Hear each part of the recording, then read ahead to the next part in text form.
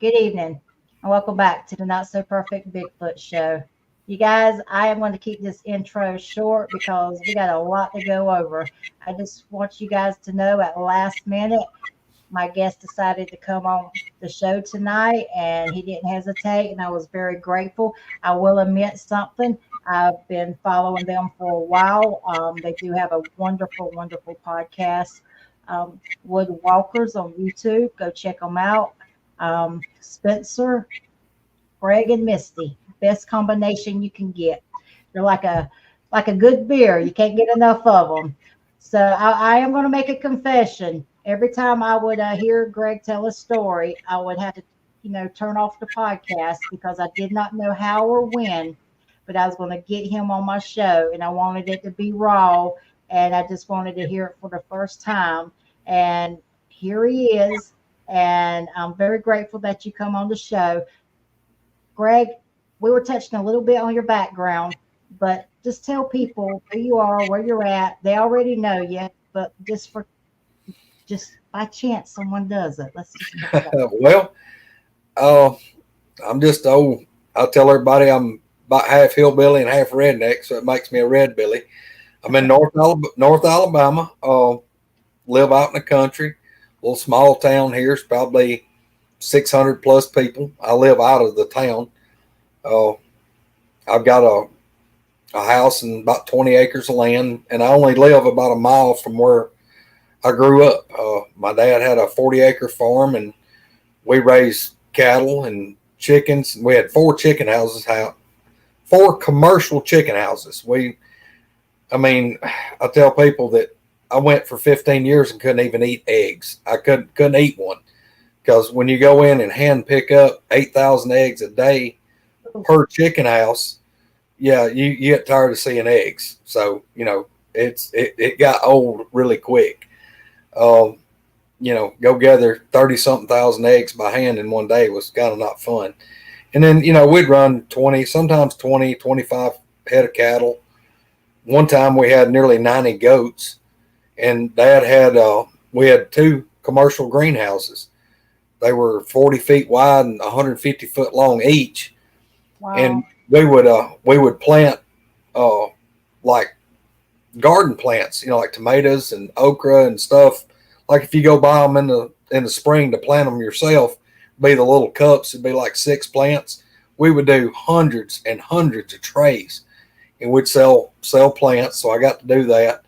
My mother owns a florist, and we grew a lot of like potted plants. So I grew up farming, and that's why I'm not a farmer now. I do not want any part of farming. Now I still know how, and if the needs should arise, crap hit the fan, yeah, I still know how to farm. So I've got that in my little toolbox.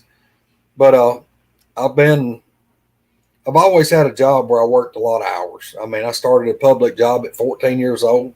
Wow. And I worked 6 days a week, 9 hours a day.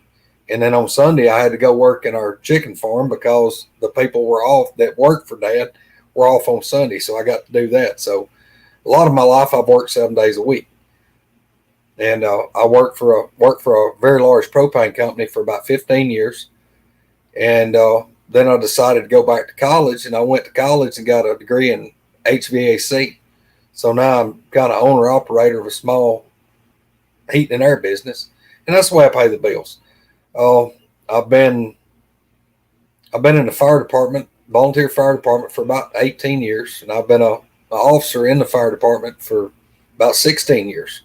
And technically, I'm the safety officer for the fire department, and I'm also the public liaison officer. So I get to talk with the news reporters or anything like that. And, if we have to release something publicly, I get to deal with that side of the fire department.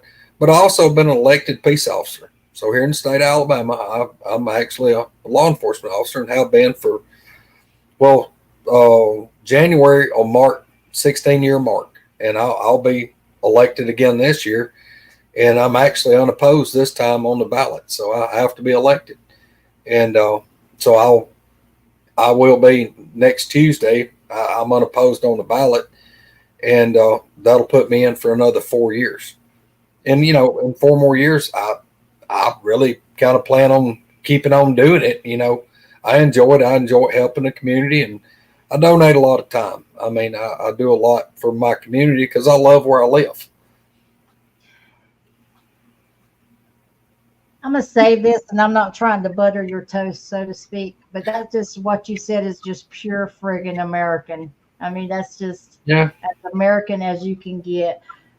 And another thing that I really like about you, you really cherish your family and your friends. But Oh yeah. one, go ahead.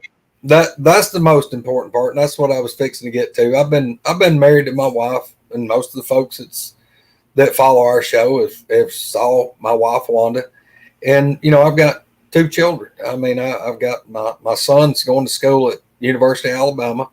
My little girl's in seventh grade, and I mean you know I got to you know looking around at the way things were and the way things were headed several years ago, and you know I didn't really like how a lot of it was going, and I thought, well, if I'm not willing to chip in and try to help and keep things and make it good, there's no need for me to sit back and gripe about it.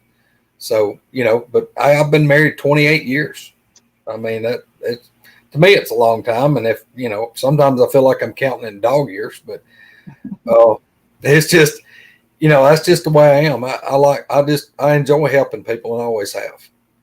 I'm not going to give out the details, but we were talking before the show, and you did something that was really good. And I'm not going to say what it was because you know we don't really say a lot about the Mm. good deeds we do.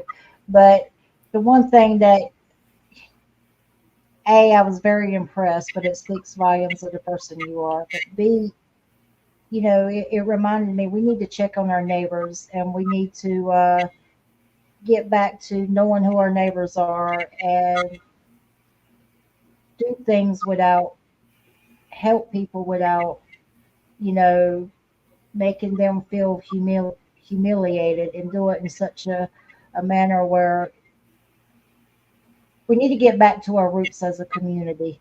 And when you were telling me that today, you weren't telling it to, you know, puff your chest out. This is what I did. We were talking about how, you know, we really don't know our neighbors anymore and our neighbors are hurting. And we all have something to offer somebody, even if you feel helpless, there's always something you can do, even if it's just an encouraging word. And I just want to say thank you for bringing that topic up. And once again, there's a lot of people going through some hard times. Pray. If you can't do anything else, pray. If you don't pray, whatever you do to send good stuff their way, good energy, you know, just pray for our neighbors and our country. So go ahead. I'm sorry. No, that's just, I mean, I agree. I mean, I'm a firm believer in prayer. I know what prayer can do. I've witnessed it. I've lived through it. Uh, you know, I had a miraculous healing nearly 3 years ago. I mean, I broke my leg in 7 places, and when I got to the hospital and they done the X-rays, the surgeon was planning on taking my leg off the knee. I mean, that was where they were at. They were like, "Yep, well, he's not going to be able to keep this. It's destroyed." And where the big chunks of bone were in the X-ray, it should have severed every bit of my blood flow from my knee down. And there was about an hour and a half window that between the time they done the X-rays and looked at them, that they got me in for a CT scan and they done the contrast dye, and then they decided not to do surgery that evening late and waited till the next day. And the surgeon came in and told me that what had happened to my leg he couldn't explain, and it was absolutely impossible. It was scientifically impossible. There was no way it could happen. And I said, "What are you talking about?" He said, "Well, when I looked at the X-rays, he said, just to be honest, he said, I've been at this hospital for over 30 years. I've been a surgeon, and I've never seen anything like this happen." I said, "Doc, what are you talking about? When are you going to fix my leg?" He said, "I'm not going to touch you with a scalpel." I said, "What do you mean?" He said, "I saw a man that had like a 90% chance of needing his leg cut off." And he said, "How long was it between the X-rays and the CT scan?" I said, "Probably an hour, hour and a half." "Why?" He said, "Well, in that window of time," he said, "every bone, every piece of bone, every fragment of bone turned, twisted, and moved and formed back it was the knee joint, the bottom, like your foot's here, your shin, and where it makes the knee. The whole head of the tibia exploded, and the little bone beside it sheared off in two pieces and was trying to come out and get a breath of air. But me being perfectly still, because I couldn't stand to move, every bone twisted and turned and went back in place to the point that they didn't even touch me with a scalpel. And I told the doctor, I said, or I asked him, I said, how can you explain that? He said, I can't. I said, well, doc, let me come clean to you. He said, what? I said, I know how it happened. He said, how? I said, the Lord put me back together. He said, what makes you think that? I said, well, the part that I didn't tell you that you didn't know. I said, when I was laying on the ground yesterday waiting on the ambulance, I said, I was laying in the mud because I fell where I've got my cabin at the lake. Fell 3 feet, stepped in a hole, my leg twisted. And that's the reason it exploded. It twisted and just exploded and folded 90 degrees the wrong way. I said, Doc, when I was laying on the ground, I said, I had my head like this, my elbow in the mud, staying out of the mud, waiting on the ambulance. And I said, I was in a panic because I just spent several $1,000s out of my pocket in cash building on.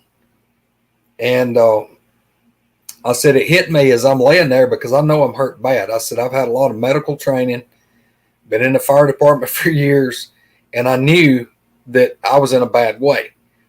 And I said, I'm self-employed. If I don't work, I don't get paid. There's no short-term disability. There's no nothing. And I said, I was in a panic because I'm thinking, how am I going to pay my bills? How long am I going to be off work?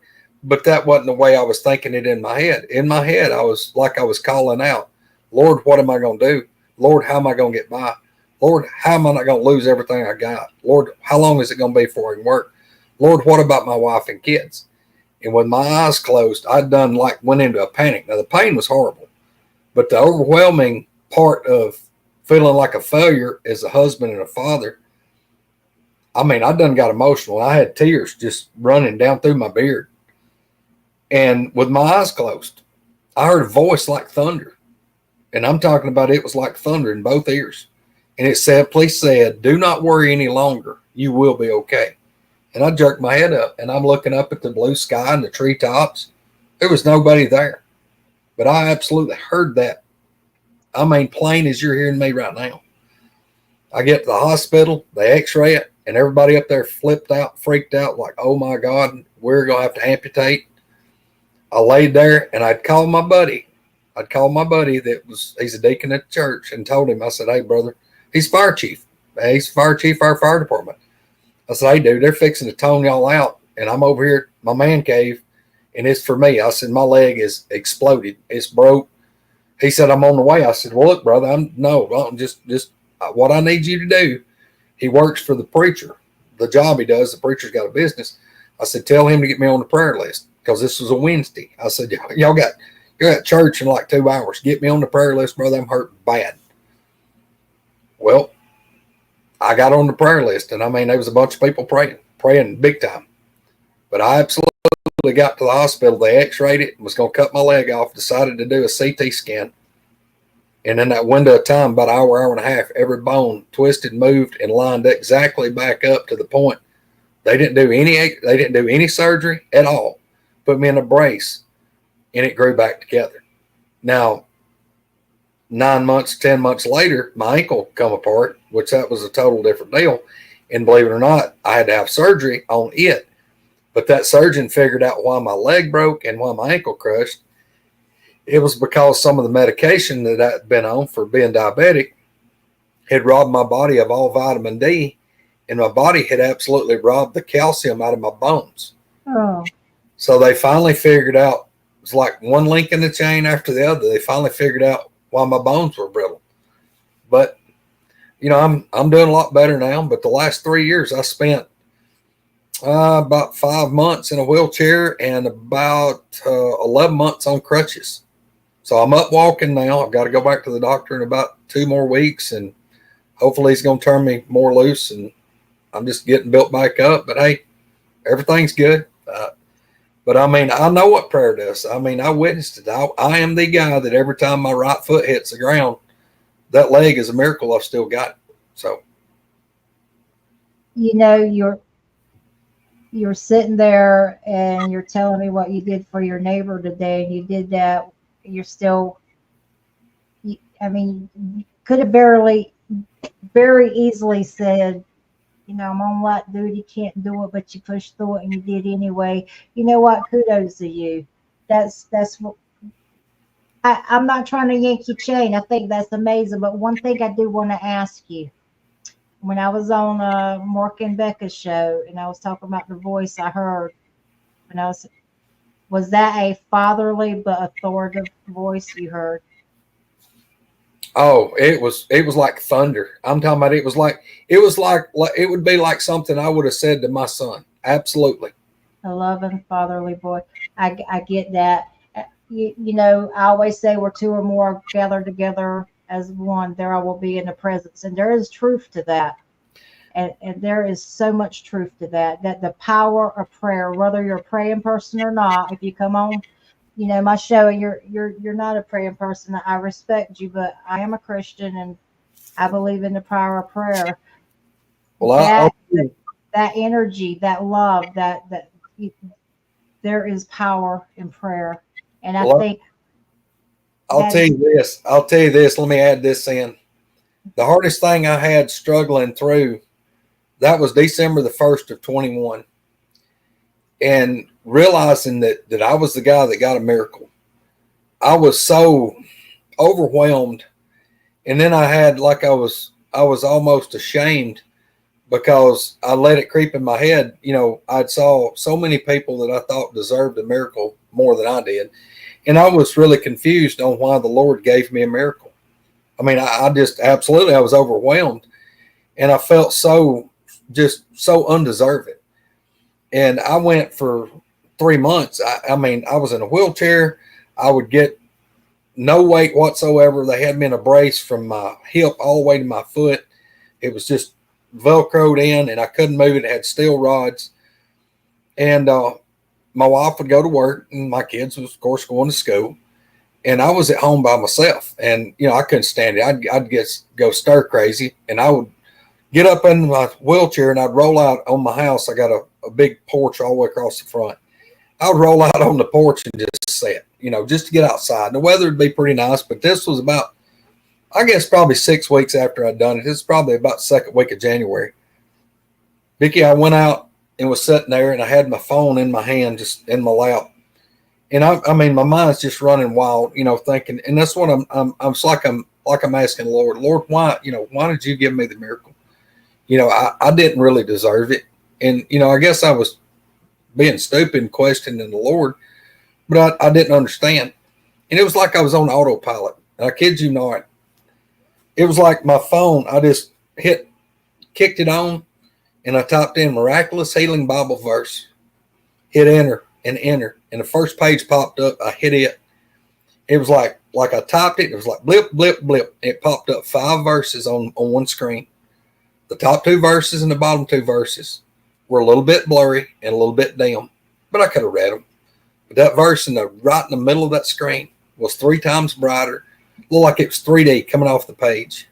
It was like the whole verse was highlighted, and it was a short verse, but it was Psalms 120.1. And if I had had 6 months to dig through the Bible and try to find a verse that fit the exact scenario that I was in, because I was laying on the ground and I was asking the Lord, you know, what am I going to do? Lord, what am I going to do? Lord, how am I going to get by? Psalms 120.1, when I read it on my phone, this is like 6 weeks later, I sat there the first time I read it and I couldn't hardly breathe. And I read it again and my eyes started watering. And by the third time that I've read it, I mean, I'm like a blubbering wreck. I'm about to slide out of the wheelchair on the floor or on the porch, and I'm just squalling. But I'll just tell you what the verse is. It's in my distress, I called to the Lord, and he answered me. That was the verse that popped up. But I was laying right here. I'm talking about through this wall. It won't be 6 feet right here where I fell. But I was laying on the ground and I was in distress and I was calling to the Lord. And that was the answer I got was, do not worry any longer. You will be okay. Now, he didn't say jump up and run off, you're healed. But that's what he told me, and that's exactly what happened. And I look at how my life has took a different road. You know, the things that I was chasing the money. I was working a lot of time in the summer when the heat and air business was really busy. I was working 7 days a week, and there was a lot of times I was working 105, 110 hours in a week. I was seeing my family in passing. So when I, you know, that first year in 21, when I was in that wheelchair, I sat at the kitchen table with my children and my wife and made Christmas cookies for my kids to go deliver to people. And it was all I could do to hold my emotions, just the overwhelming joy of that I'd missed out on this for all these years. And, you know, it was just, with me right now, I feel that the Lord picked it off. He picked me a fork in the road and he pushed me onto that turn, and I'm going on a different path than I would have ever imagined. And I'm going at the speed that he's got me limited to. So that's all I can do is just be faithful that I'm going down the road that he wanted me to go down, and I'm traveling at that speed. And I just take it day by day. Billy says Greg has an amazing testimony. Yes, he does. And I can't believe I don't hear more about that. And, you know, when you were laying there, the one thing I always say is, and I'm not making this about me, but I relate so much to what you were saying. That moment where you have nothing else to lose but to have the faith of a mustard seed. That's all you got left. Do you think it was that moment that you had the faith of a mustard seed? Yeah. And look, I mean, I try to tell people right now, I'm not the holy roller Christian that I probably need to be. I'm just the old redneck hillbilly that believes in the Lord. You know, I talk to the Lord every day. You know, I mean, that's just where I'm at in life, you know, and I try to look for things that I can do. And I try to make sure that I tell people what the Lord done for me and testify to them. And, you know, I get it. I'm old hillbilly looking dude and inked up, but believe it or not, my appearance gives me an in with a lot of people that don't want to talk to somebody that's wearing a suit and a tie. And that's 100%. And you were put where you were and created the community that you have because you offer something more so than what's outside your door. And I think that's absolutely wonderful. And Bobby Yancey, I love you. Bobby, I love you. This touches me. I'm going through the same. I need to get to my daughter, my granddaughters. You know what? Family's everything. And I'm going to say this, then we're going to get in some Bigfoot talk because I know Hair Force One is about to pull his hair out, and he's been really nice tonight. I'm going to go ahead and just tell it straight up, and this is not about me. I'm glad you shared that. When I was on Mark and Becca's show, that was the first time I ever told my experience to include the corruption and what I had to deal with, which was a part of my anger issues. And it was the fact that I was allowed the platform and there were so many supporting comments and I was comfortable in my environment. I finally told the whole story. That itself has opened the door and led me to actually heal, and was the start of a journey for me making myself better and getting rid of some of the anger, and it's made me a better person. And your testimony, I have never heard that. I remember, you know, you being in law enforcement and all of that. Your testimony tonight, what you put out there, will help so many people. I don't think you realize how many people you're going to hit. Somebody in the right moment's going to hear that, and what you just shared, it's going to give them strength, and they're going to put their boots back on and they're going to go another day. Appreciate that. Well, my biggest fear is that I'm going to miss that person that needed to hear that. I mean, I try to talk to somebody daily. I mean, usually it's a stranger. I mean, if they'll let me witness to them, I have no problem with talking to them, and I really am. I try to make sure that I can tell somebody all the time about, if they'll give me 5 minutes of their time. I mean, I've had a lot of people that said, "Hey, look, I needed to hear that," and that overwhelms me. But that's just what I try to do, because I know what it means to me to realize that the Lord was absolutely real, and that He chose me to have a miracle. And I know that people pray for stuff, and a lot of times our prayers don't get answered. But I still think that there's an absolute reason. It's an absolute reason that maybe what we want, we don't see what the end result's going to be. And the Lord may be using us to be an example for somebody else. And it blows my mind. And as humans, we try to explain things away, but we don't know. I mean, it just for me, all I can do is just absolutely have 100% trust in the Lord, that He knows what He wants done, and what part He wants me to play in it, and I'm willing to play whatever part He wants me to play. I couldn't have said it better myself. And the right people will hear and thank you for what you do. And sometimes giving a stranger 5 minutes is the world to them, because no one else in the world will do it. And thank you for that. I do appreciate you letting me tell it. I really do. I would love to. I mean, I could spend 2 hours on that, and I don't mind deviating you know, the the show to do that, because I mean, Jeff Yarrington, I always say his name wrong, but he knows I love him. He said it better when he says he feels like we all came together for a reason. At this time, at this point in our lives, we all were brought together as a reason, and we've all become a family. But to share our testimonies and what God has pulled us out of is, to me, that's more important than the Bigfoot stuff. The Bigfoot stuff is just a small part of our family, and it's like you're in my little Bigfoot group. The group isn't just about Bigfoot. It's just people that believe in Bigfoot or had it. We can talk about anything.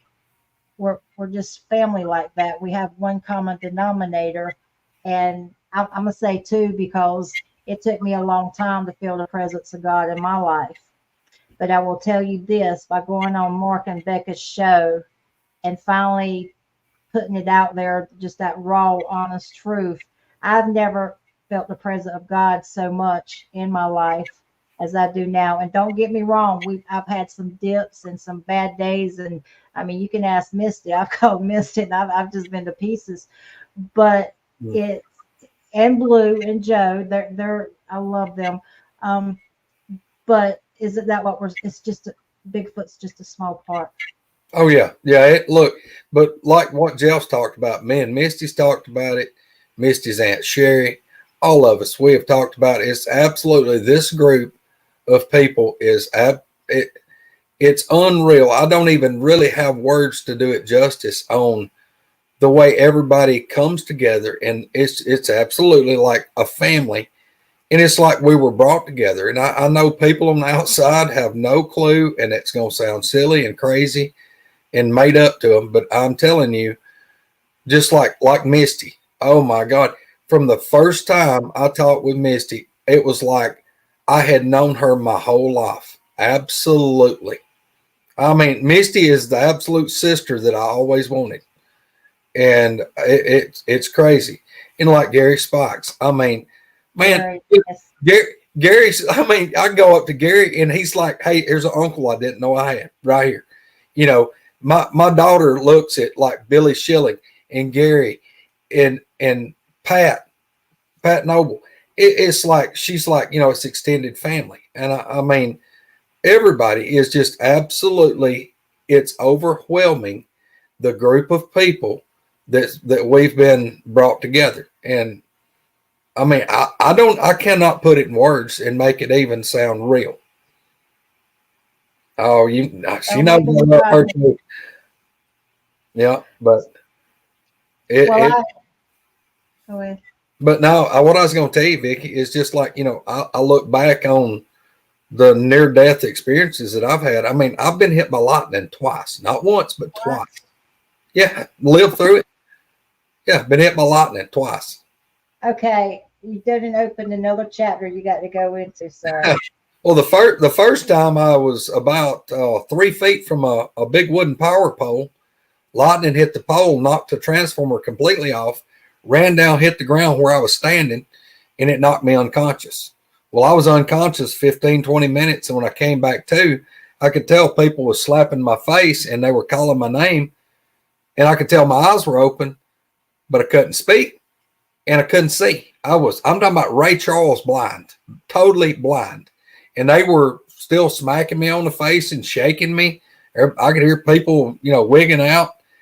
And then finally, it was like you were brightening a dimmer on a light. I could see like outlines of people. And I could see just a little bit of the light around them. And then it was like, it just kept brightening up and brightening up. It took it probably 10 minutes. And I got to where I could see. But when I finally got to where I could see, everything was black and white. I was colorblind. Well, then after a little bit longer, the color started coming back. Well, they got me checked out, and I was okay. I wound up okay, except my right eye. I lost the color of purple, like burgundy or purple. With my right eye, it looks brown. So that's the only color that I realized that I can't. Now, if I use my left eye, I can see it. I can differentiate. But if it's something burgundy colored, purplish burgundy, if I close my left eye, it looks brown. It just goes from burgundy to brown. Wow. And then fast forward 20 something, maybe nearly 30 years later, I was under a house working, doing HVAC work, and we were putting metal duct work together.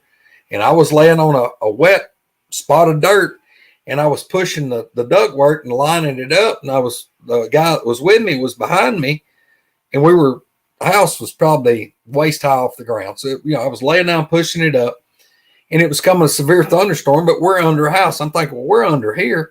We're all right. And he reaches over me with a drill and a screw, going to put a screw into a floor joist to hold the ductwork up. Well, lightning hit a big poplar tree about 6 feet from the house, which we were about 6 feet from the outside wall. So we're 12 or maybe 15 feet from this tree that got hit. That lightning ran through the ground and come in my arm, my shoulder, and the back of my arm. And it came out on both hands on that metal ductwork. And it wasn't just like zap. It was like whoop, whoop, whoop, whoop, woo. And it blew fire off both hands. All my fingers blew sparks. And it just wads me up, and I draw up in a fetal position, flat on my back. And it's like I'm having a seizure. I guess I was having a seizure. It was like my teeth were slammed shut. My jaw was locked down. To the point I could hear my teeth popping. And I've got 2 gold crowns right here. And both those crowns were like so hot, they burnt the inside of my jaw. Oh my goodness. But it absolutely, and the guy was with me. He wasn't touching me, and he was on it. It was real thick plastic. He was on that plastic, so it insulated him. But about the upper portion of me was on that wet ground. So it went through me and then went onto that big metal ductwork. And he was going, "Are you okay? You all right? You all right?" And I couldn't say anything. I mean, I'm just jawed up in my face, just trembling. And then when it released, like all the muscles, every muscle in me was just jerked to a knot. And when it quit, it was just like you mashed the off switch. I just collapsed. And then I started back breathing. And he's like, "Are you okay?" I said, "Hell no, I ain't okay. I'm hurting." And he said, "Can you move?" I said, "Yeah, I think so." And I had to crawl about 30 feet and get out from under the house. And we went and got my service truck. He's like, "Dude, I don't know what happened." He said, "I know lightning hit you." I said, Yeah, it did. It went through me, but it was like, whoop, whoop, whoop, whoop, whoop, boom.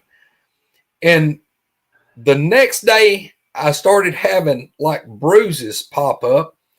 And then by the second day, it was like my bicep, my thighs, even part of my ribs, big muscle groups. It was like the bruising started coming out. So I don't know if it busted blood vessels down in there. I don't know what it done, but I know it hurt. And look, if it starts thundering and lightning and I'm outside, no, I'm done. I'm getting in a vehicle. I'm going inside somewhere because I don't want to go for round 3. So when I touch an electric fence, I lose my shit. I mean, I do. And you got fire coming out of both of your hands. You just like, yeah, it kind of hurts here. Wow, buddy. I could. So I mean, here's the deal, and that's what we stuck together one day. I was talking about that, and Coonbo, Troy Allen, my buddy George White that's on here, Allen, Big Al, him, Jimmy Osmer, Mark Green. It's amazing how many of my Bigfoot buddies, kind of like our tight group of guys, have all been hit by lightning. Now, what you tell me, explain to me the odds of that. And look, we didn't all like know this till I got talking about it, and they were like, "Hey, I'm dude, what?" And it's like, "Yeah, I've been hit. Well, I've been hit, and he's been hit. Cheryl Corntassel's been hit." I mean, out of like say 12 of us, really kind of tight knit guys, about 10 of us has been hit by lightning and survived. So that's the reason we've kind of like asked people. They talk about having Bigfoot encounters. Is like, you ever been hit by lightning? And believe it or not, we've had a bunch of people go, yeah. So we come up with all kind of theories on things that may be. Is it something in our chemical makeup that our body's different than somebody else's, that we've got maybe more negative ions that pulls electricity to us? Does that make our aura different? Does that mean that we stand out to Bigfoot, that they maybe look at us and see a different color or a brighter or dimmer aura, and it makes us stand out to them? Is that one of these things are kind of drawn to us? I don't know.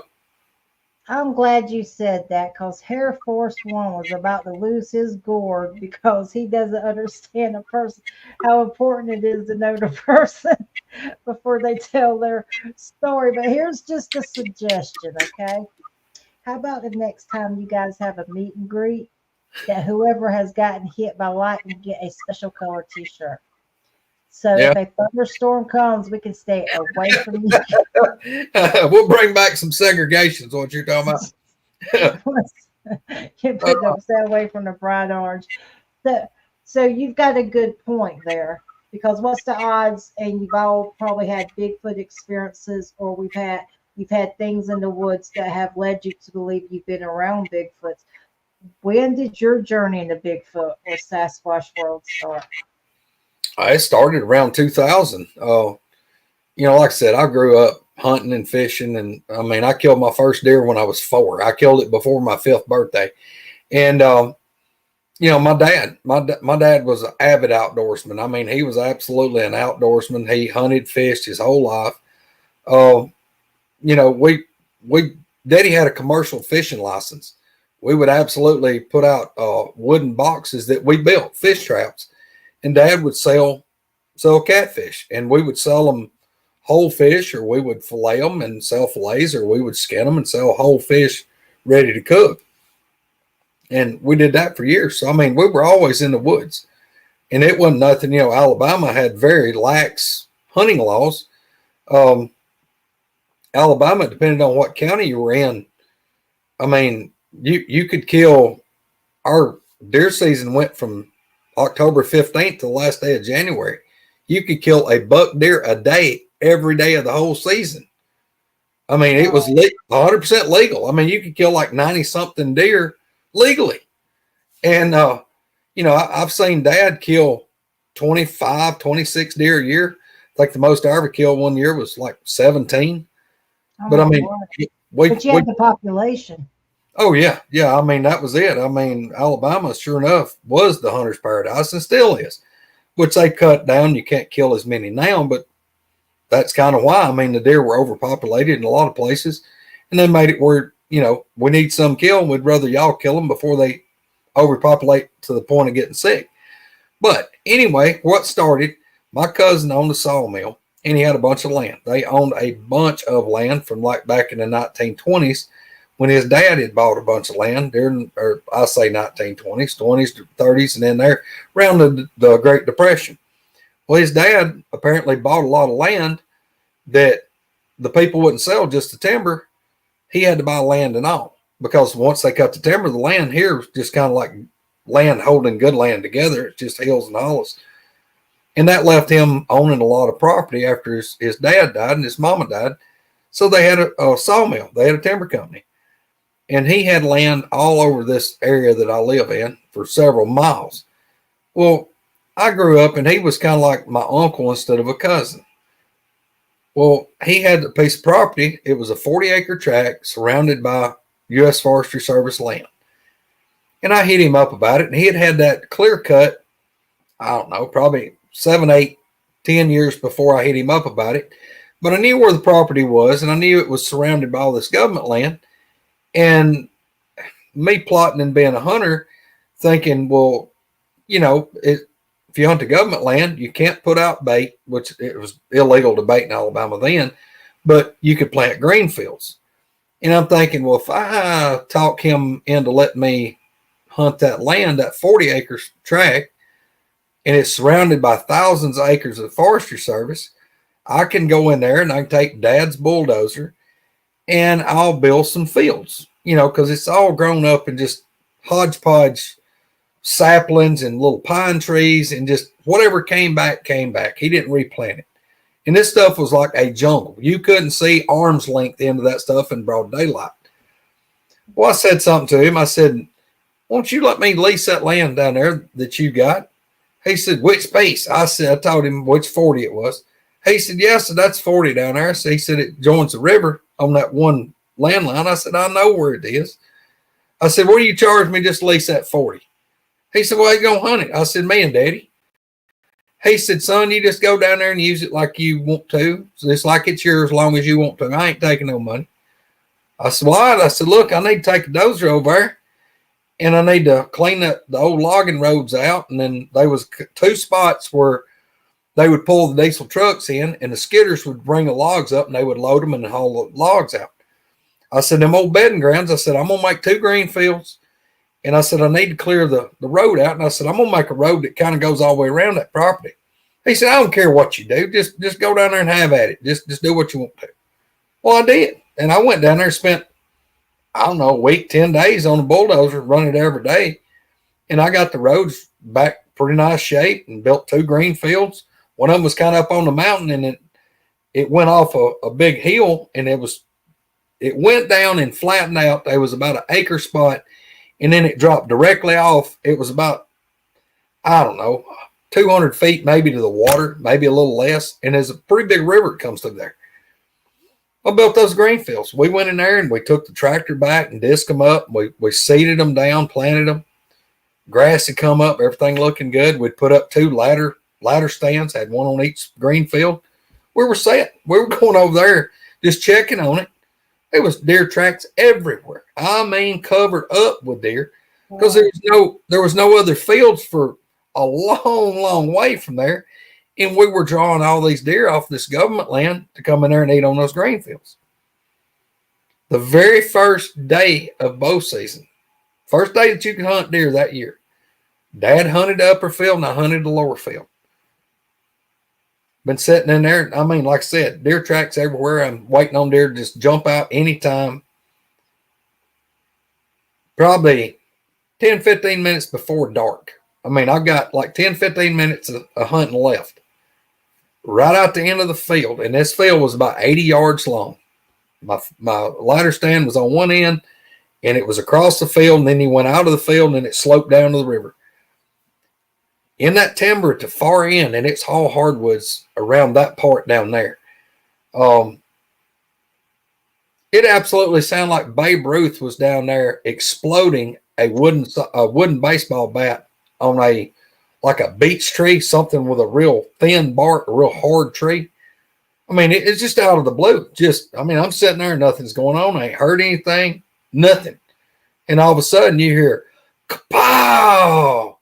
Kapow! Kapow! I mean, there's no way it was over 30 yards out of the end of the field. Well, I'm thinking there's some moron down here, right here at prime deer hunting time. There's some idiot down here beating on the tree.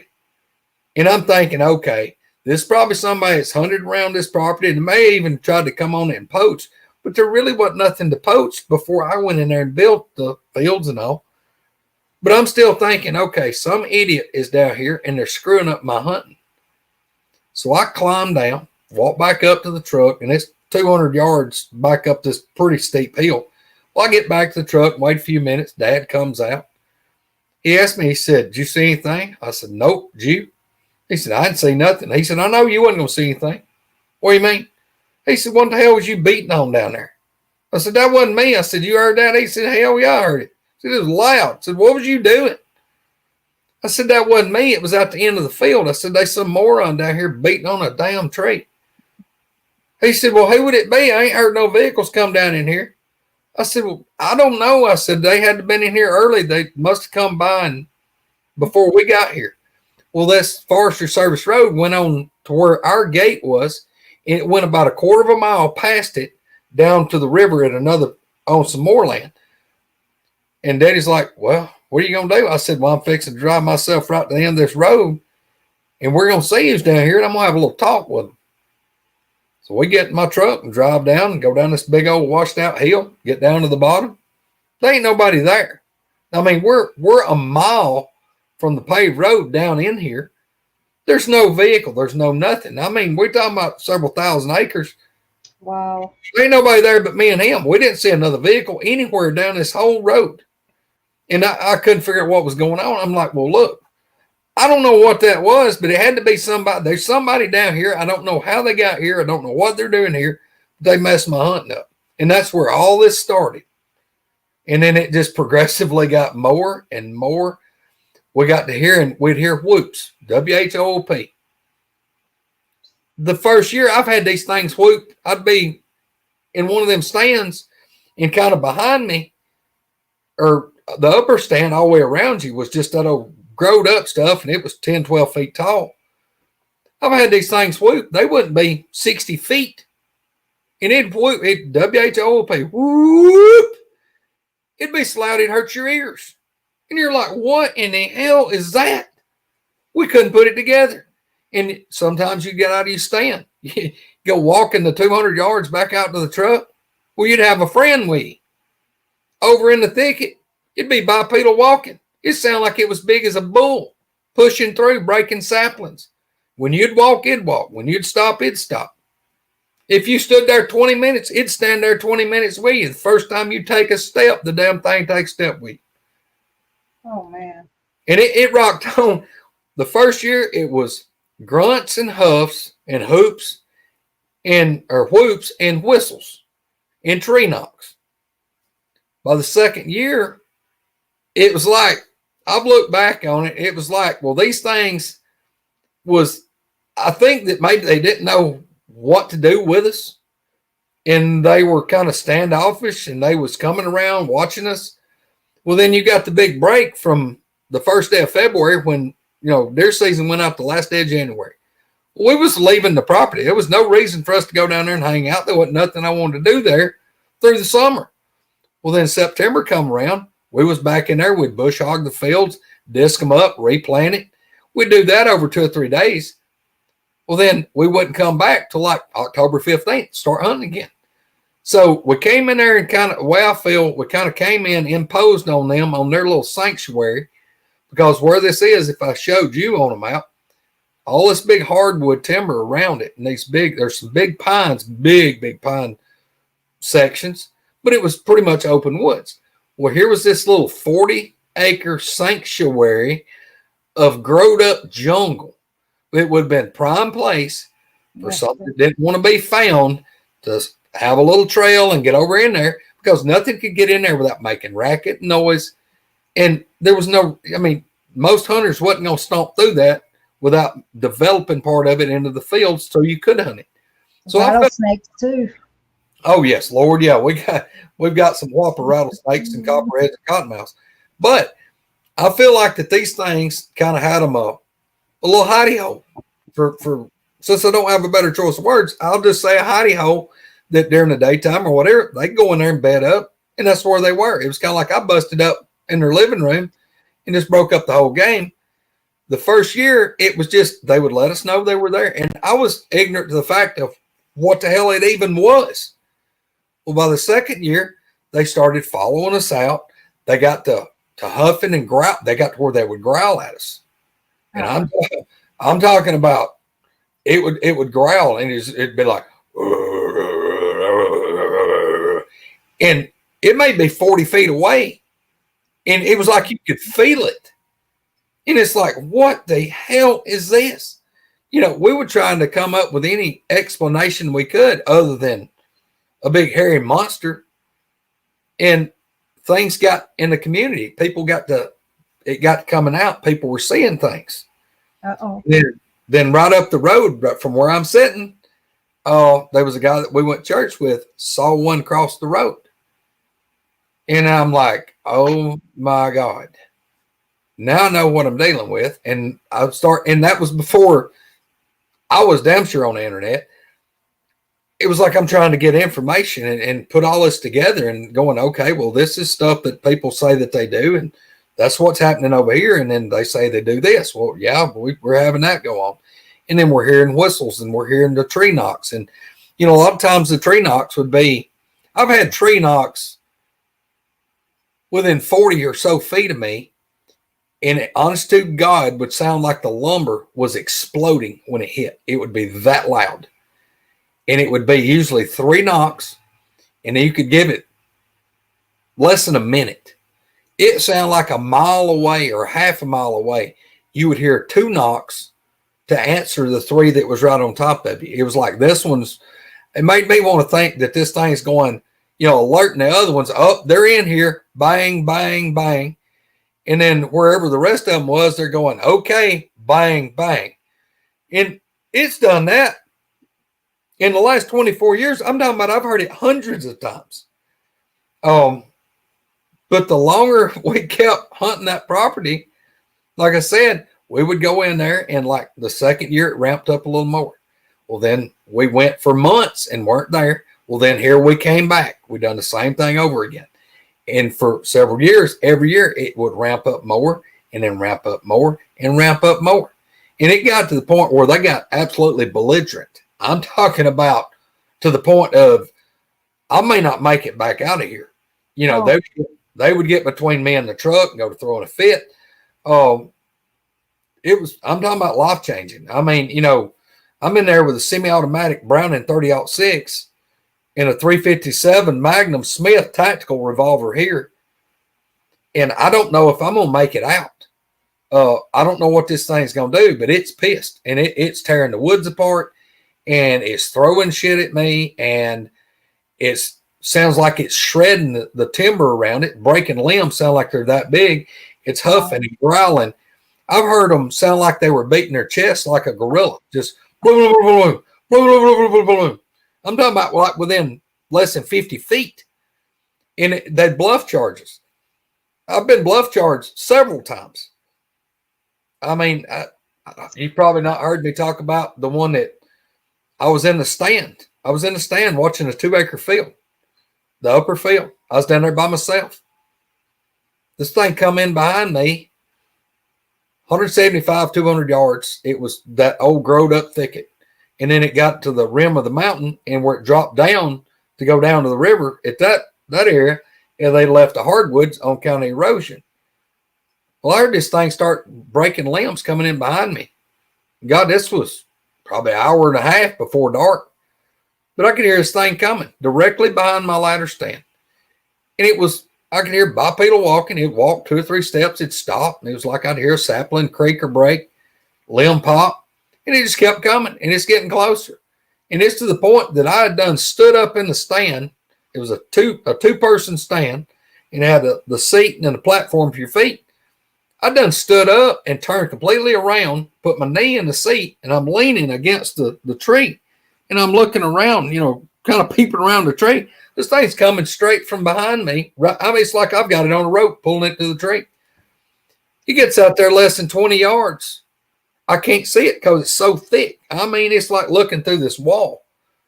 The thing gets right there, and it goes to my left, and it like makes a half circle coming around to my left, and it's like it's going to come out in this green field behind me. So I'm just turning, watching where it's going. Well, not only can I hear it when I say watching, all these saplings and all this brush has grown up probably 12 feet or so. I am 15 feet off the ground, and it's the ground out there is pretty level. It's like several acres. This 40 up there on top is pretty much like a field. It's just flat, but it's grown up. So it's like looking across the top of a cornfield. Everything's about the same height, you know. And I'm not only am I hearing it, I can tell where it's at. I can see the saplings, the little pine trees and stuff. They would like part the top of them. I'd see it spread out. And then they would whoop back together and stop. Well, then it might be another 10 yards. I would see a sapling push over this way, and then it would flop back. So in my mind, this thing is like going through that thicket, and it's just shoving stuff out of the way and stepping through it. I'm hearing vines pull. I mean, there's vines and briars. This just grown up. But it was like whatever this thing's doing, it's like hanging a vine, and you can hear it like ripping the leaves off and breaking the vines. And it's breaking saplings. It's just going around the field. This thing would not step out in the field. It would not step out in the opening. It was like it was less than 10 feet in the thicket. And that thing goes right down the line of that field. And it goes about 30 something yards from where I'm at. And where the field went down and turned, it went around that corner. And it started going down that side of the field. And it's about the same distance out of the field. So not only have I heard it come 175 or so yards from behind me, now it's circled around my stand, and it's went out this way 30-something yards, and it's turned. It's going down the side of the field, like it's just going around the field. And I'm still watching all this stuff unfold. Well, the wind was not in my favor or its favor when it was coming toward me. It was a crosswind. As that thing comes down the other side of that field, now I've done spun around and sat down, and I'm just watching. I got my rifle laying on a shooting rail, and I'm just watching over top of the scope.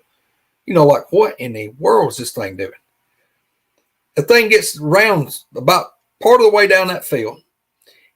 And that's when I'm thinking, oh no, because the wind is going from me right to this part of that field where it's approaching. That thing gets over there about where I figured the wind was going. It's probably 45 yards from where I'm at, straight line to there. The thing gets over and it stops. And I hear it start going. And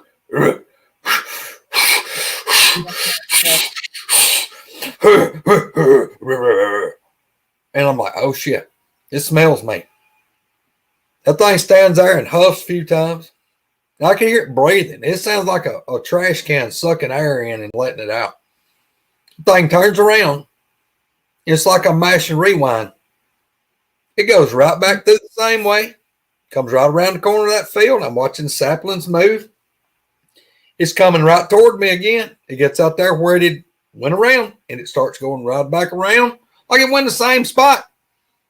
Got directly behind me and started walking the same way that it come in, going back toward the big timber. I done turned around. You know, I done eased and turned around. I'm looking that way. I can't see nothing. I mean, it's just a jungle. Thing goes out of hearing, or I thought it did. I thought, well, okay, it's gone. It's gone. And by this time, it's done getting dark. I'm talking about it ain't pitch black dark, but it's really, really dim. Out across the field, I could still see 100 and something yards, pretty decent. If somebody had been in the field, I could have saw them. But where my stand wasn't right in the field. The stand was about 25 feet out of the field, kind of up in this thicket. They had left 3 or 4 little small trees that was about this big, and it was kind of iffy on being big enough to put a stand on, but it held. And that was really the 3 or 4 trees, or 4 or 5 there. That was the only thing that was taller. And while they left them, I guess they weren't small enough for them to cut the log. And so in my stand, it put me a little further out of the field, so I wasn't just stuck out there like a sore thumb. But anyway, I'm like, okay, I've got to get down. But all this growed up thicket around me, you can't see. It's black dark. I'm talking about it's dark in there. Well, I'm like, for safety, always climbing, or if I'm using a stand, I'd pull the bolt back on my rifle and catch the round out of the chamber, and I'd lock the bolt open. And then I'd take the shell and put in a little holder on my rifle. I'd tie it off and lower it down. When I get down, I'd put a shell back in it. That day, I could not make myself unload my gun. Could not. I climbed down the stand. I just made sure that my rifle, double checked it was on safe. I didn't pull the one out of the chamber. I held the rifle up, finger straight up, of course, out of the trigger. And I climbed down as silently and as slow and stealthy as I could. And when I got to the ground, I thought, oh no. Because when I got to the last metal step, the next step was going to be onto the ground. I got busy that year because I'd always take, and there was a little trail about this wide, about 2 foot wide, from the green grass to that stand. I would take a concrete rake and I'd rake that down to the dirt. That way you could walk from the grass to the stand and it would be silent. You know, it wasn't crunching leaves. Well, I got busy and I didn't rake the leaves out. And I'm thinking, oh no, when I step down, I'm going to step in these dry leaves and I'm going to make some noise. So I stood there a few minutes and I'm thinking, I'm looking around, double checking, and I'm listening. And while I'm on this ladder to the stand that's propped on this tree, the last place I heard this thing was me looking through the rungs of the ladder. If I look straight at the tree the ladder's on, that's the last way that this thing went. But it's 175 yards or 150, 175 or so, a long way through this thicket. I was like, look, I got to get out of here because it's getting more dark and I'm fixing to have a light. I don't want to be in here in the dark with that damn thing. As I stepped down onto those leaves, it crunched. And I'm talking about the very instance that crunched me stepping down. Right straight in front of me where I'd heard that thing last. It was like the whole world turned upside down. It was like you had dropped a car out of an airplane and it was crashing through the thicket. It flooded over me like, oh, hell, I got to go. I turn loose the stand and I whirl and I break running and I run the 20 feet into the field and no way I made it over 20 yards. No way out in the field. This thing is plowing through that thicket, chasing me, coming to me, and I can tell it's gaining. It's gaining hard. And I cannot explain how it covered that distance through that thicket like it did. But when I hit about a 20, maybe 25 yard mark, I planted my left foot, spun around and brought my rifle up to my shoulder, flipped the safety off, finger curled in the trigger. And I'm like, I'm fixing to have to shoot whatever the hell's fixing to come out of these bushes. And I'm telling you, when I stopped, that thing's feet was hitting the ground so hard, I could feel the ground shake. I'm talking about the ground was shaking. Anybody that's been in a pasture with a horse or a cow or big livestock and have a horse run real close to you, you can feel the impact and the ground shakes. I had that from, say, 60 feet, this thing running at me. And when my rifle leveled down, I took a step into it and come down and planted. All I knew to do was I was fixing to try to feed whatever that was, 5.30-06 rounds. That thing stopped, and when it stopped, looking back into that thicket where my stand was, it was like looking through a wall. I mean, it was just black. That thing ran exactly to the tree that my stand was on. I could see it jerking limbs around that stand, and it was huffing, and it was growling, and it was throwing a fit. It sounded like you had took a sucker away from a 2-year-old. And that thing was breaking limbs, and it didn't stay in one spot. The thing was like it was pacing back and forth about 15, 20 feet right there under my stand. And it was huffing, and it was growling, and it was, it was like it was working itself up into a frenzy. And I mean, it was just getting worse and worse and worse and worse. And I'm watching, I'm like, oh my God. And I'm looking around me and I'm checking the field because I'm out in the open. At least if it's going to come out, if there's another one, if this one's got my attention and there's another one, I don't want to be tunnel vision. So I'm looking all around me and I'm backing up because I got to go across this field about, I don't know, it's probably 60 yards to where the road went onto my truck. And that road you feel like you're kind of pushed in a kill zone? Oh, I was in something, and that's what I was afraid of. I was afraid that I was being bullied or spooked, And what I was afraid of is if there was more than one, this one's trying to push me and run me a certain way, which that was toward my truck. So I'm backing up, head on a swivel. And as I get to where I'm going into that thicket to go out that road to my truck, and it's still, look, all this is that same thicket. And I had bush hogged with a 6-foot bush hog, 2 pass or 2 wide. So it was 12 foot wide. And it was just like a wall on each side. But it was exactly 12 feet wide, 200 yards long. And it went out and then it turned a little bit and then it straightened up again to my truck. You couldn't see the truck, but that's how far it was. When I got there, I'm still backing up and I've kind of got my rifle eased down and I'm backing up.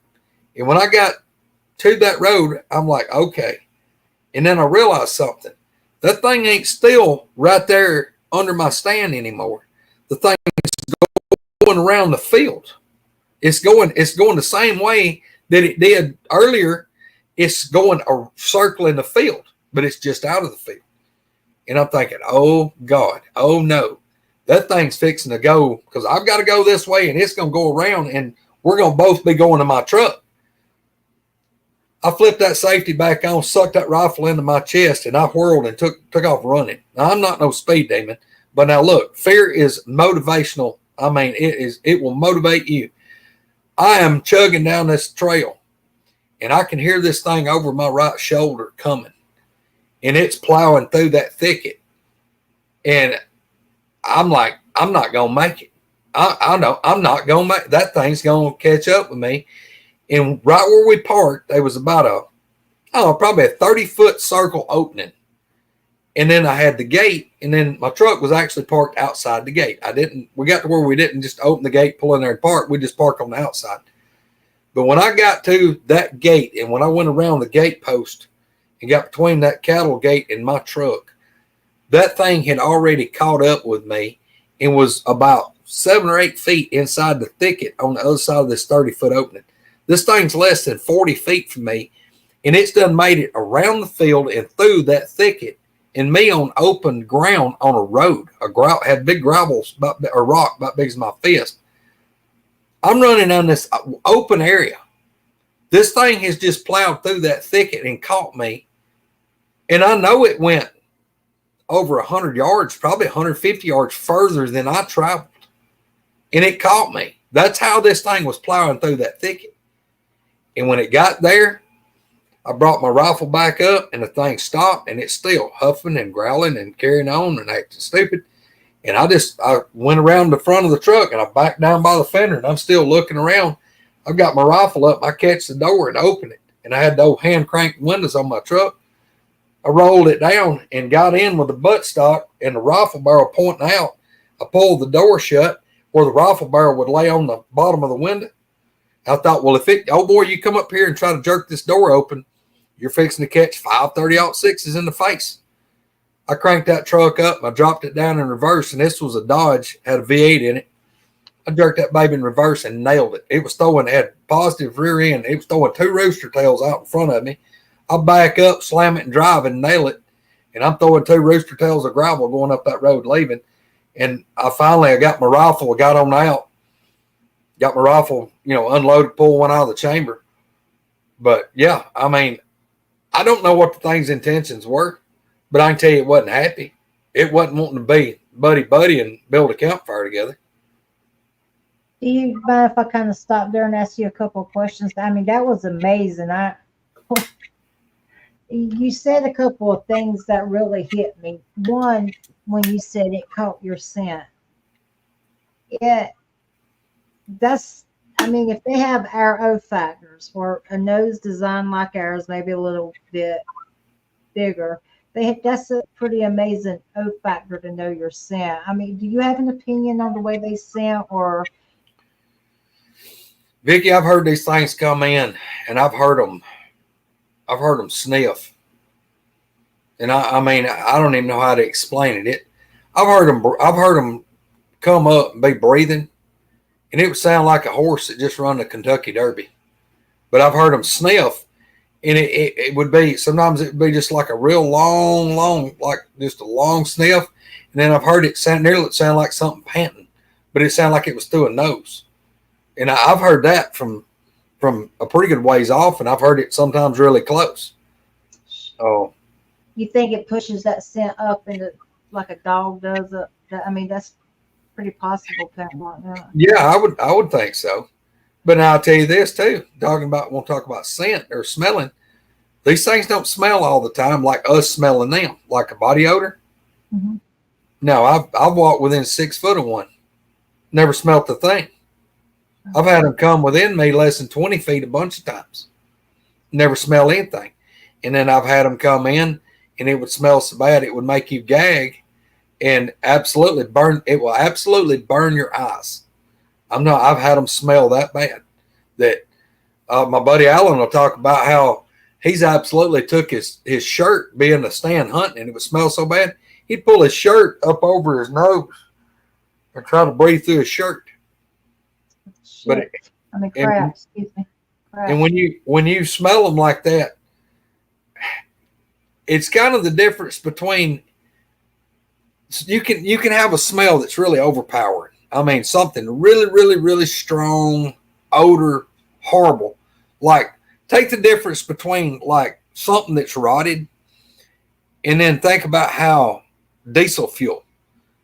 You know how diesel fuel, when you smell it, it's like the air's kind of oily, really oily smelling. Does that make sense? Yeah, it does. When these things really, what we call it, when they skunk you, it's absolutely like there's something. It's not just an odor. It's like the air's heavy, and I don't know how to explain that. But if you ever smell one and smell it really good, it lingers.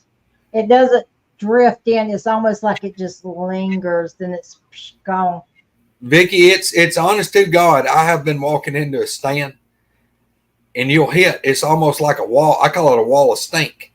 It's like you step and stick your head into a fog, and if you took a step backwards, you don't even smell it at all. It's just like it ain't there. You move your head forward, and it's like, whoa. And I know that sounds weird. Again, that's part of the other woo part of it. But yeah, it's absolutely like it. It's like you should be able to see it like a cloud. Yeah. I totally get that. It's almost like it doesn't drift in, it doesn't drift out. It's just, I get that. And you said something else, and I was taking notes because if I don't write it down, I'll forget. So I weren't being disrespectful while you were talking. The one thing that I think of everything that you mentioned, the tree knocks and all that, I think that would have, kind of been uneasy. I think the thing that would have freaked me out more is seeing the tops of those pines. Just, there's something about that. But I wonder, do you think when it was making those moves and turning those corners and kind of going around you, do you think that it was probably gauging what you were going to do, that maybe there was two there and they were just gauging how you were going to react to it? Or do you think it was a show of like testosterone, or they're trying to read you and see how you're going to react? Well, there again, I've had kind of any thought that you can think of because I've dwelled on it for years and trying to add it up and trying to come up with why they've done a lot of things that I've witnessed, that some of it I would think, well, okay, I kind of got it figured out. And then when I think I had an answer to it, I'd have 5 more questions. And, I really don't know.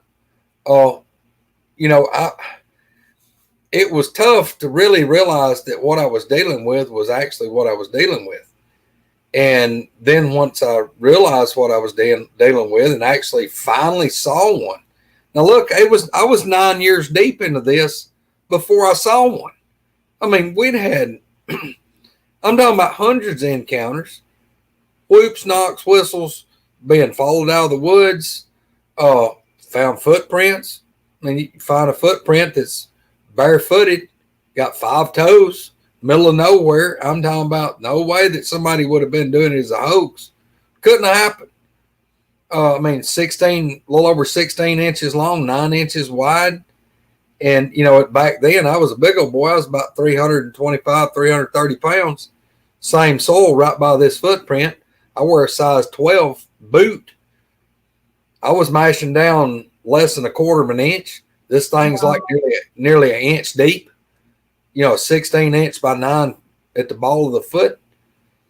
Vicky, I found tracks, like 30 something tracks where these things come out of or one of them come out of the river and walked up a sandbar island. I saw tracks that I've never heard anybody else talk about being formed that way as far as what I witnessed, and it still boggles my mind. The tracks, it was a real steep, sandy bank. Instead of just like if you or I walked up that sand, we're going to turn our foot instead of like having it like this.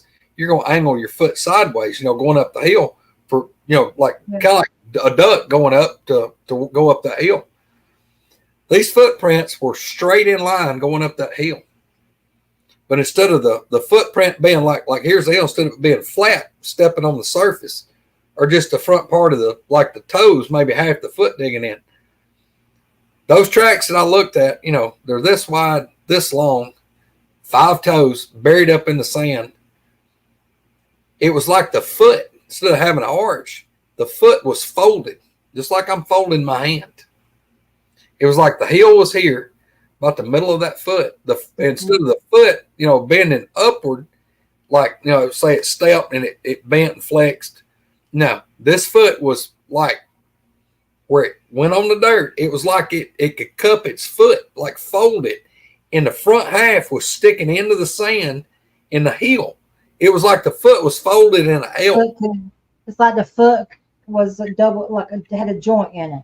It would be like if I was going to grab something and climb, instead of my hand cupping around something, it was like the foot was bent, and the front part of the foot was sticking straight into the sand, and the back, the heel was impacting and sinking that deep.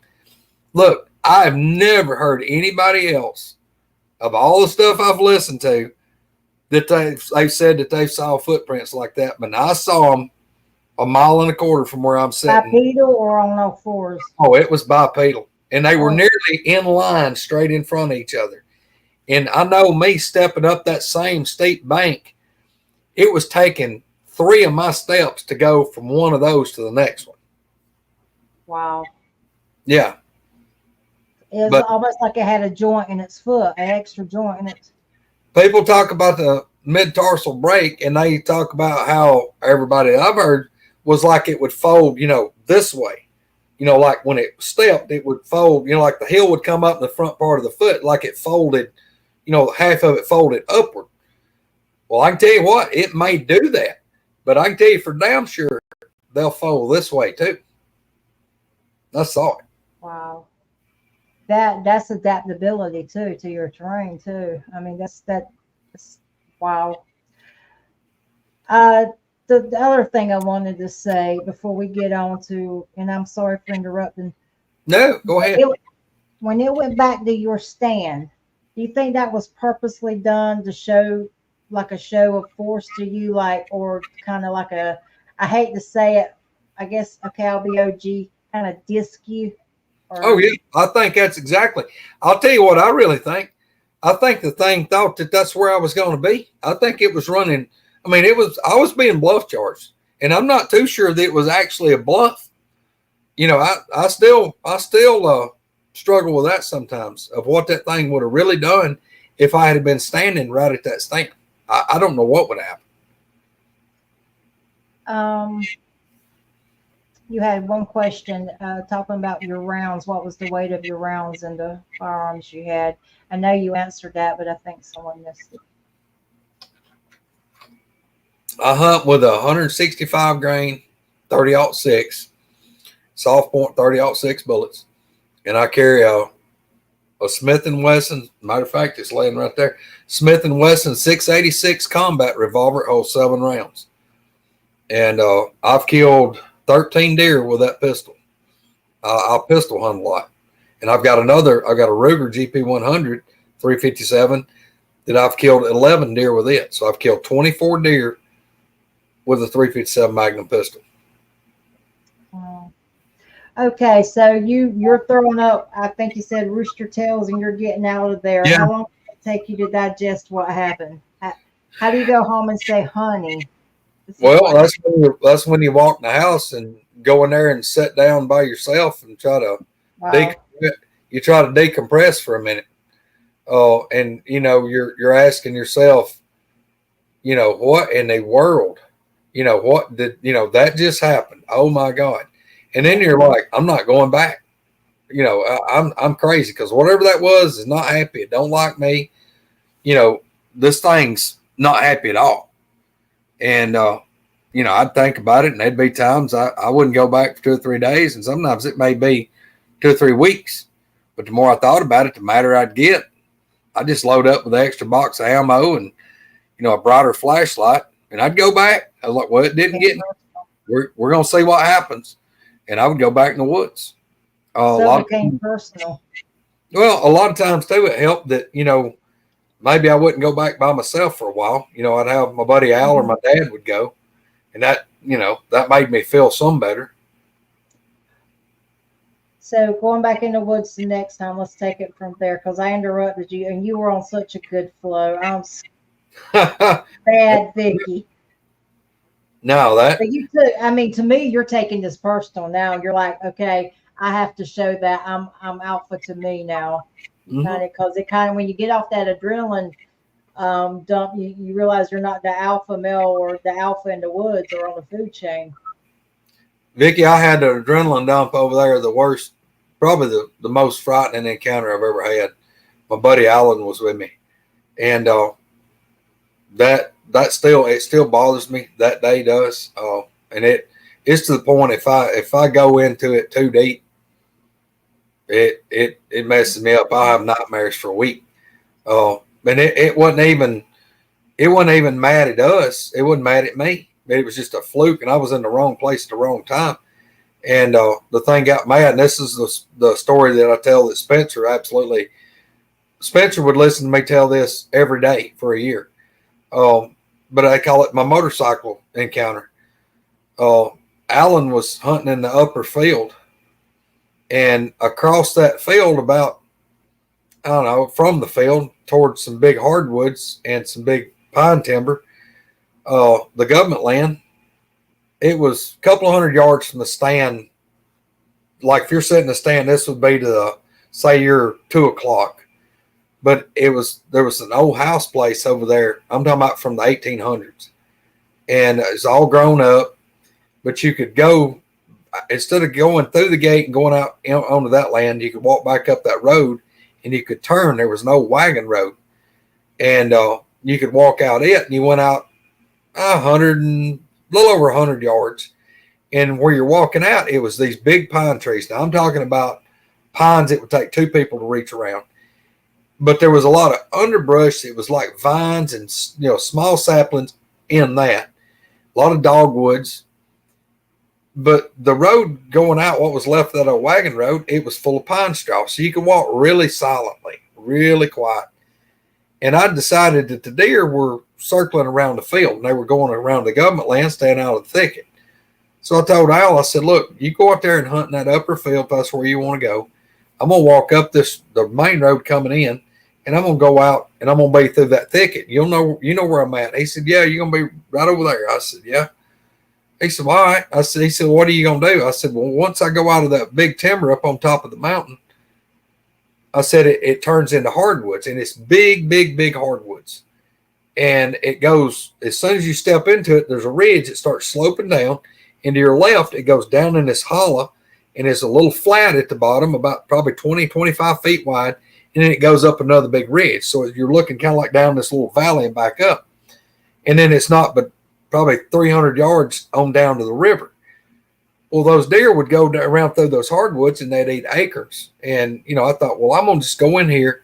I'm going to clean me out the pine straw and the leaves, and I'll just sit on the ground, and I'm going to sit where I can watch down this big hill and all the way back up to that other ridge.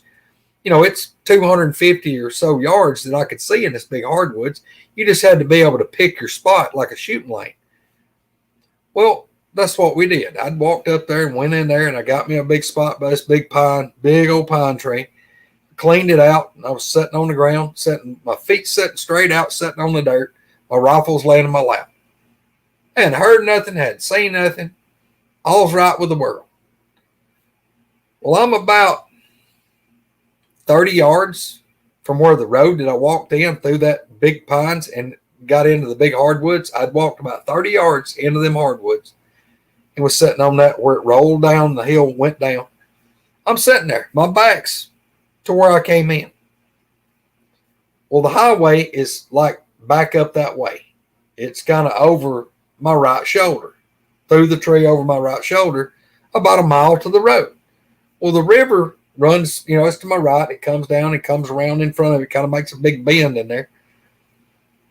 Well, undoubtedly up on the highway, on the paved road, somebody was having trouble with his motorcycle. I never heard it running and cut off. It was just like somebody started it up. And it was like it was having engine trouble, like it was carburetor loading up or whatever, flooding. But they got to revving it up. And they would rev it up and it'd go, oh my, oh my, oh my. It would do it 3 times. Well, the sound is echoing down those canyons. And I'm going, oh my God, this is like, I got about 30 minutes of shooting light left in these woods. And this idiot is up here messing with this motorcycle, making all this racket. And it's really, really loud. It's like this thing it wasn't like a Ninja or a crotch rocket. It was like a touring bike. It didn't really sound like a Harley, but like one of the big Yamahas or something. Yeah. But it sounded nearly like it didn't have a muffler on it. This thing was loud.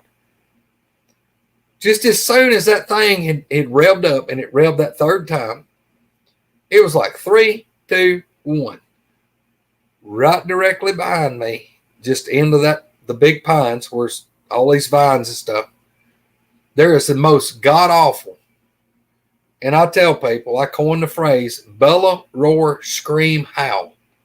That's the best way I can describe it. This thing cranks up like a hungry bull in the wintertime and you're carrying hay out.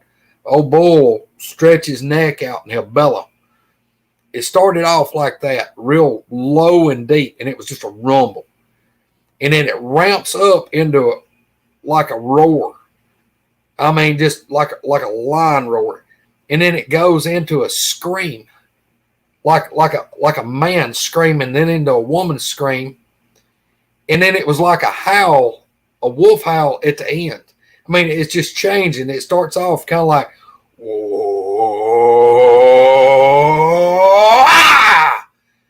and at the end, that thing would snap like a whip cracking when it would stop. Sure. Oh, I'm talking, and look, I don't mean like I did it. I'm talking about you'd run out of breath trying to count. Yes, it's less than 100 feet from me. It's not 20 feet past where I can see. This thing ain't even quit echoing good. I've done like jumped up and I'm hiding behind this big pine. And I had my orange on, like a toboggan on top of my hat. I've done behind this tree and I've done pulled my orange off and I've shoved it down in my jacket or my bibs where I don't want nothing to see it. I'm trying to be as silent and invisible as I can be. I'm like, oh God. And I've got my rifle and I'm holding it. And I'm just like letting my eyeball just peep around the tree and trying to see what's going on. But this thing, you could have counted, honestly, I know 12, 15 Mississippi or more on one breath of air, and it just ramps up and goes and goes and goes and goes and goes and goes and goes and goes. And it's like the whole woods, it's like the damn trees are vibrating. And this thing is absolutely, it's like I've stepped out in hurricane force winds. It's like my clothing is just fluttering and I can feel it through me and coming out my back. And I tell people, and I know they think this is stupid, they think this is crazy and bullshit. But I'm telling you, I swear to you, part of that, where it would start off low and before it would get up, somewhere there in the middle, it would blur my vision. It was like my eyeballs were vibrating so bad that it was like you were throwing binoculars out of focus for a second and then pulling them back. It not only did I feel it and hear it, it was blurring my vision at part of that bellow roar scream howl. And frequency and vibration. I believe you 100% on that. I absolutely thought I'm going to die. That thing is, I'm talking about, I've never heard anything that I thought could be that mad or upset about anything. And here I am with the same Browning semi-automatic rifle and the same 357 Magnum right here. And I'm going, oh no. I don't have any way to get out of where I'm at except the road that I came in on, because this is that thicket that there's no way I can go through. Ain't happening. The only way I can get back to my buddy or get back to my truck is I've got to skirt this landline where that old wagon road is. And if that wagon road is at my 12 o'clock, this thing's at my 1 o'clock. There's no way it's over 30 feet from that road going out. I would have to go right by it to leave. And that's not an option. Oh, no. And I'm sitting there trying to put my wits together. And I'm like, oh, no. Well, I've got on a shirt with a pocket on it. Had a flip phone right here. Pocket's going zzz, zzz, zzz, zzz, zzz, zzz.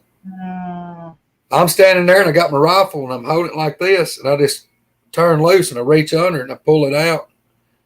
Ease it open. I'm like looking over there and looking back, looking over there and looking back. And oh, wow. He's 200 yards. I mean, that thing's in front of where I'm looking now. Al's over my left shoulder, about 200 or so yards across this cutover or this old growed up thicket. And it just said, capital U, space, okay. Take my thumb and I'm like, hell no, send. Then I see, zzz, zzz, look, it just said ON, space, WAY. He's letting me know he's on his way. He knew I was in a bind. He knew where I was at and he knew where that come from. He didn't say, how close are you? He knew it was right in my lap.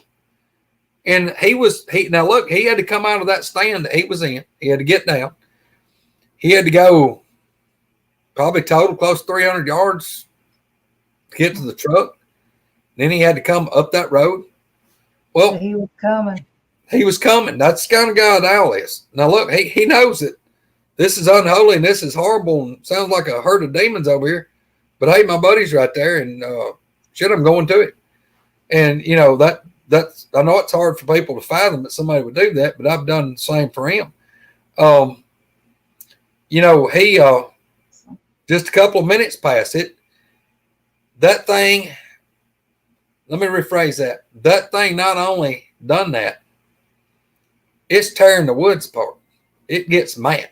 I'm talking about mad. Not only did it do the bellow roar scream howl, this thing is breaking limbs. It's like it's stomping, and it did like that other one done. It was like it was pacing back and forth. I mean, I couldn't see it, but it's like it's right there. It's less than 100 feet, but it's about 20 or so feet, 15, 20 feet into this thick stuff.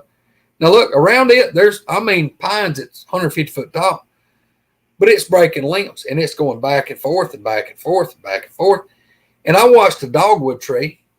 The base of it wasn't quite as big as a 5-gallon bucket, but I watched this tree that's probably 25, 28 foot tall at least. I watch this thing whoop back and forth.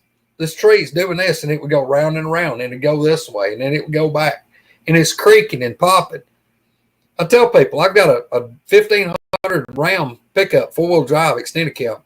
If I had a chain tied 20 feet in that tree and had my truck in low range 4-wheel drive, there's no way my truck would pull that tree like I saw it whoop back and forth.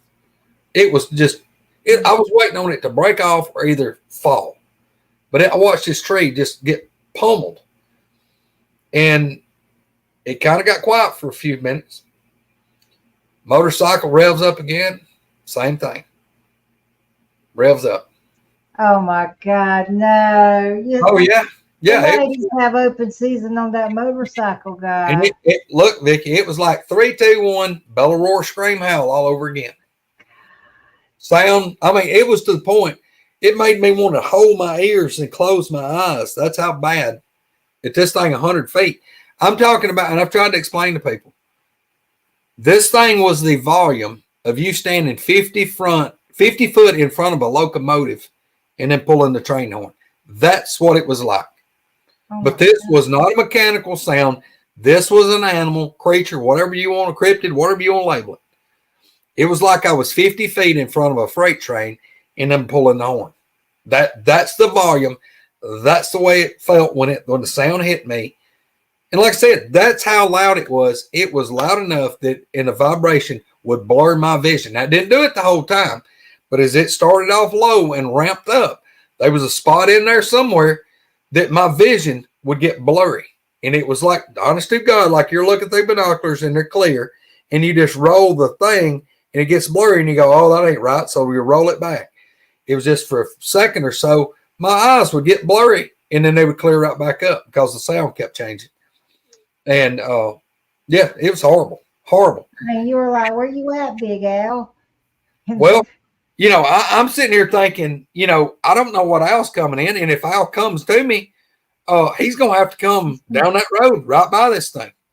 Well, that thing's still tearing the woods up. And then finally it gets quiet.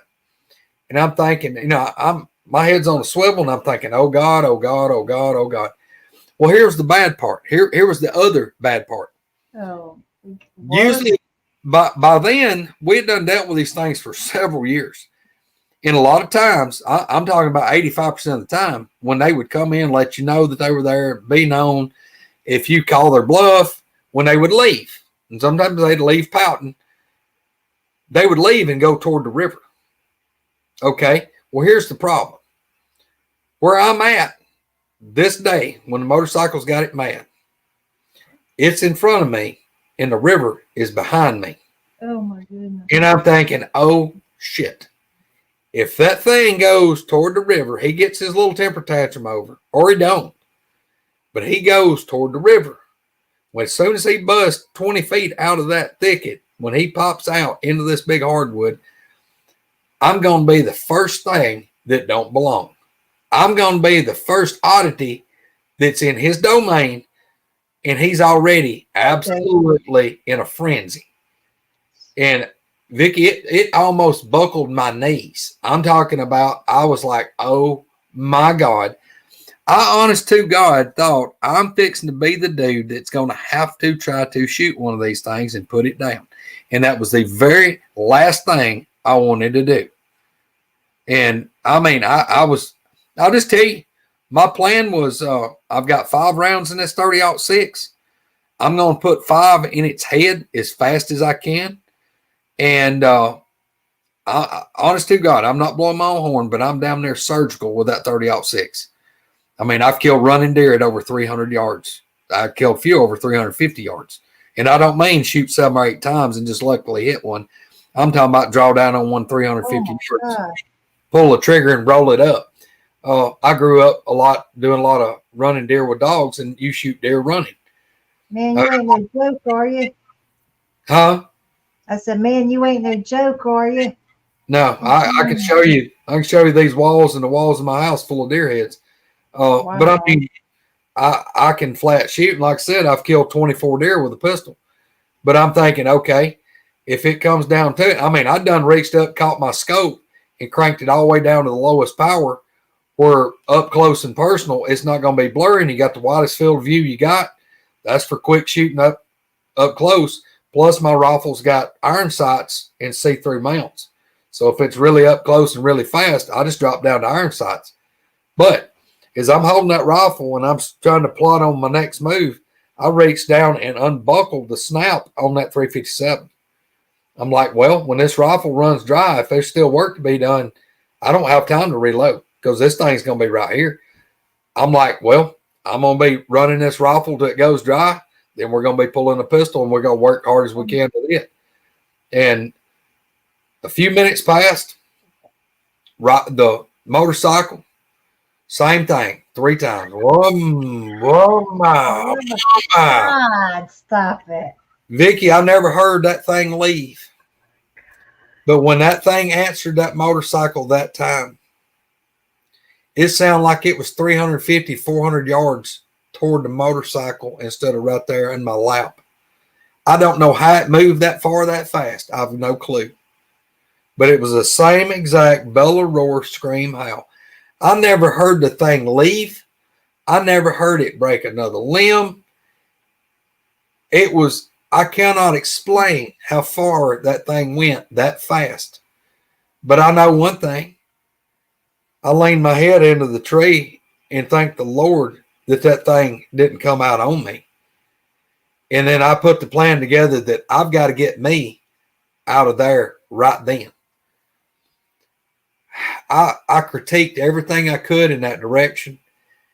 And I tried to be as silent and swift as I could getting out. Now, I've told this a bunch of times. I felt like Fred Flintstone when he get on his tippy toes. And that's the way I was trying to go out through there. And I got the 150 or so yards out of that old, what I call a wagon road. And right as I got to the end of it, fixing to step out in the gravel. And the gravel, it's gravel, but it's a lot of leaves and stuff on it. It's hard to see the gravel. But when I got out on that road, I looked, and the first thing I caught a glimpse of was Al. He had made it, which he wasn't like running coming to me because he knew better. He didn't know what he was getting into. He was sneaking, trying to get to me, because Tactical. He knew, yes, exactly, 100% tactical. And he saw me, and I saw him. And he's like, "Are you all right?" I said, "I will be." I got out in that road. He was wanting to ask me questions. I said, "Just wait a minute." I said, "Let's go to my truck." It was about 75 yards or so, maybe a little further than my truck. We got there. He said, "Man," he said, "you're pale as a ghost." I said, "What?" He said, "You're pale." He said, "I'm talking about you look like cotton." I mean, I was even pale for me. He said, "Dude, you cut your throat and you wouldn't bleed 2 drops." He said, "That damn thing was in your lap, wasn't it?" I said, "Brother, you ain't got no clue." I said, "Look, I'm talking about right on top of me." He said, "Boy, it hated that damn motorcycle, didn't it?" Yes, sir. It was pissed. I don't know if that thing thought that motorcycle was like a challenge. I wonder if that thing didn't realize that was a mechanical engine and it thought it was some other type of creature that, was challenging it. Because, I mean, really, the way it revved up, that woman, yeah, I don't know what it thought it was, but I know it didn't like it at all. And oh wow, he's like, "Can you drive?" I said, "Yeah, I will in a minute. I'll be all right." I opened the truck door and I stuck the barrel of my rifle down by the brake pedal, and I laid the buttstock up on the front of the seat. And he's like, "You all right?" I said, "Dude, just give me a minute." And I either caught the steering wheel and the door handle, or either the front of the seat corner and the door handle. But anyway, Vicky, that adrenaline dump, I bowed up and puked, and then I dry heaved, and I blocked my mouth, and I thought, "Oh, I was sick some more." He's like, "Are you all right?" I said, "Dude, I will be. Just give me a minute. Just give me a minute." But that's how bad the adrenaline dump was I had, that it absolutely made me throw up right there.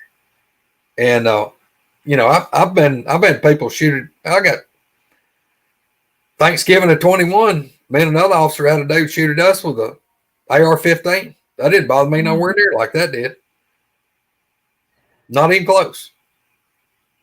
To me, what bothers me is it was watching you the whole time.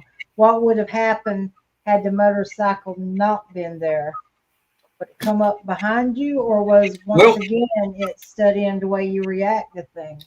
Well, I really, Vicky, on that, look, that incident has been across my mind thousands of times since then. I really believe if that thing had come in and it wasn't used to us being over there, because it was a spur of the moment deal. I wasn't like that was one of my favorite hunting spots. I just had a little idea of, hey, I can probably go over there. I think that's where the deer are going, and I'll just get over and ambush one. And I, honest to God, don't think that thing knew that I was there. I don't think that it suspected me being there. It's just that maybe it was coming around that field or going toward the field, because it may have been going to come on around. I don't know where it was going or what it was doing. But because I'd been there for a few hours, and I think that thing had just eased through the woods, and I didn't know it was there. And I think that's just where it was at when the guy was having trouble with the motorcycle. And it was just a perfect storm of motorcycles making a noise. That thing's where it was. I was where I was. It probably didn't know I was there, and I didn't know it was there until it started bellow, roar, scream, howling. Oh my God. But oh my God! But we got in my truck. We got in my truck and started up that road. And like I said, it's just a fuzz over a mile coming out. And me and Al, we still talk about this now, and this is our running joke between me and him. He's like, you know, when you tell people what you tell them, he said, they really don't understand that, and they think you're joking. I said, yeah, I know. Because I tell people, when we come out of there, me and Al talked about it coming out of that road. I said, brother, we get up here, there's liable to be a damn motorcycle, frame twisted up like a pretzel, 30 feet up in a damn tree. And I said, then there may be another tree 30 foot up in it. There's some dude's torso or half of it. This guy's been pulled apart. We may have, you know, arms and legs dangling here and there. And he's like, I wouldn't doubt it. My God, I'd hate to be that dude on a motorcycle. I said, well, I hope he left before that thing got to it. We got up there. There was no motorcycle. There wasn't nobody there. We didn't hear nothing else. Tracks? Huh? Were there motorcycle tracks? We didn't look, but I mean, I just figured that that's where he was at. Was there's kind of a pull off where you turn in that road, and there was a couple of houses right there. We didn't see anybody at the house. I'd never seen them there with a motorcycle before. Wow. But I can tell you this: that was like the first 2 times that it got mad about the motorcycle, and then it was like, well, if you're gonna keep yelling at me, I'm gonna come and pay you a visit. But I never heard the thing leave. I didn't hear it run off. I didn't hear nothing. It was just gone, and it was like it went. I don't know that I could have went that many 100 yards in a car, the distance that moved. But it was the same exact bellow, roar, scream, howl. And even coming out, I'm thinking, oh, God, I hope they ain't 2 of them. I hope I ain't going right in this one's lap. But I knew I couldn't stay in there because it was approaching dark pretty quick. So I'm going to tell you, I never met Al, but I like that old Al because he come in the right way. Because your natural instincts to run to your buddy, but he went in there expecting to drop somebody and come up and, you know, and well, he had Vicky. When I first saw him, he had his rifle like this, looking over it, and he was slow stepping. Yeah, he came in the right way. He was sneaking up on the threat. Big Al. I don't know where I got Big Al from, but I like you, buddy. Yeah. How far is where you live compared to where all of this is taking place? Because I heard you once say your daughter and your wife will not go out the house without you walking them to their car. Well, that's over here, but not home. They're fine. It's 7.5 miles. What's the activity? Yeah, like at your house? 7.5 miles. Wow. One time a few years ago, I thought I heard a howl way off or a scream way off. But other than that, I've never had nothing at my house. Nothing. Greg, you reckon you went through so much stuff with them Bigfoots out in the woods, they just decided to hang out at your house? Vicky, to me, it would be a respect thing. I mean, they saw you in action. Well, here, I mean, like in my man cave, my neighbors don't have nothing go on, and I really think that these things is seen us in the woods over there, and it ain't far. It ain't 1.25 miles probably from where I'm sitting, right straight through the woods. And I think that we kept going in on them, and they realized, who we were. They saw our vehicles. They saw me, saw Al, saw my dad. And then, I had this place, we built it here. And yeah, that wouldn't be nothing. Then one of them things to walk that less than 3 or 4 or 5 minutes, a mile. Yeah, I mean, I think that they probably saw a vehicle, may have saw us, heard our voices, pinned it down. Hey, here's the dude, or there's the dudes that's coming over here in our neck of the woods. That's where they live.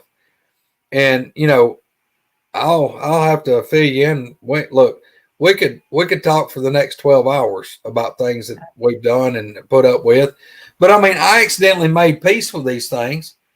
And that's why I'm so worried that I'll mess it up, because we went for years, these things were belligerent.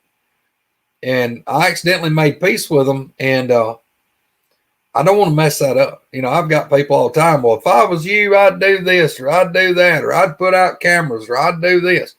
No, you wouldn't. Not if you've been through what I have with them. The last thing you want to do is provoke them. What the validity for me was, you know, I'm asking people to believe something that's really hard for people to swallow, especially if they've not had an encounter. But what's awesome to me is when I got people like, you know, Coonbo Baker's like an older brother to me. And when Coonbo's come here, and, you know, Troy Allen's like an older brother. You know, him and Coonbo's known each other for 25 years, good buddies, like brothers. They drug me into the tight group of guys, and that's the way they treat me, as like a brother.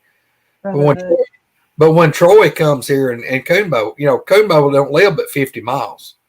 Coonbo comes down here. Matter of fact, that phone call I got a while ago, I got to call him back a little bit. That was Coonbo calling. You know, when Coonbo comes here and sees Bigfoot within 75 foot of where I'm sitting, you know, like 2 months ago when he come over here and we done a podcast, when he left, he swung his headlights around and there was one walked across my driveway right in front of his truck. But then I had people like Sherry and Donna, which is Misty's aunts. They come here, went through the woods over here. Now, look, I'm crippled on crutches. They're like, you know, come down here. They stayed a week with me. We had the grandest time. I mean, it was just like family here. They go over here and find like two or three different size footprints right here in the woods. Some of them was 18 inches long. Wow. They found, they found tree breaks. We sat on my porch, me and Misty's sister, her now is Misty's brother-in-law, married her sister. We sit out here with Caitlin and Hunter, and we sit out there with Sherry and Donna. Me and Misty, we're playing Jenga on my back porch on the big picnic table. We're just talking and laughing and having fun, just hanging out. But we hearing all these screams and whistles, and then something comes up, and Misty's like, "Are y'all seeing that?" I'm like, "What?" She's like, "I'm seeing red eye shine right out there," and said it's way off the ground. And then she'd get a glimpse of like silhouette, and it was going around. I got a fire pit out there, and then the woods is around it, and I've got a Connex building, shipping container for a utility building. It went around the Connex, and it stayed in the woods. And everybody there is hearing this. I mean, we're hearing this thing walk. We're hearing the limbs break and rustling in the leaves. And as we're sitting there, Misty's brother-in-law is sitting on the handrail with his feet up on the seat of the picnic table. And all of us witness this. You hear the leaves ripping, and there's a rock about that big flies out of the wood line, comes right behind where he's sitting, hits the ground, and goes bouncing across my yard and goes into the woods on the other side. Oh, my goodness. And, you know, it's like, I guess y'all saw that, right? It's like, that was a rock. I said, yeah, it was a rock. I didn't fall off nothing. I said, no, it was thrown. I mean, everybody there, you know, it didn't like fall and hit and bounce. No, this thing went 35 yards across and then hit the ground and went on. Yeah, it's, I mean, and then like Spencer and Mark Noble, you know, and Misty came here. You know, I carried them around and showed them. And I don't look for tree breaks and all that crap. I'm not looking for evidence to try to make me believe these things are here. I've lived here amongst them. I mean, hell, I've seen the things.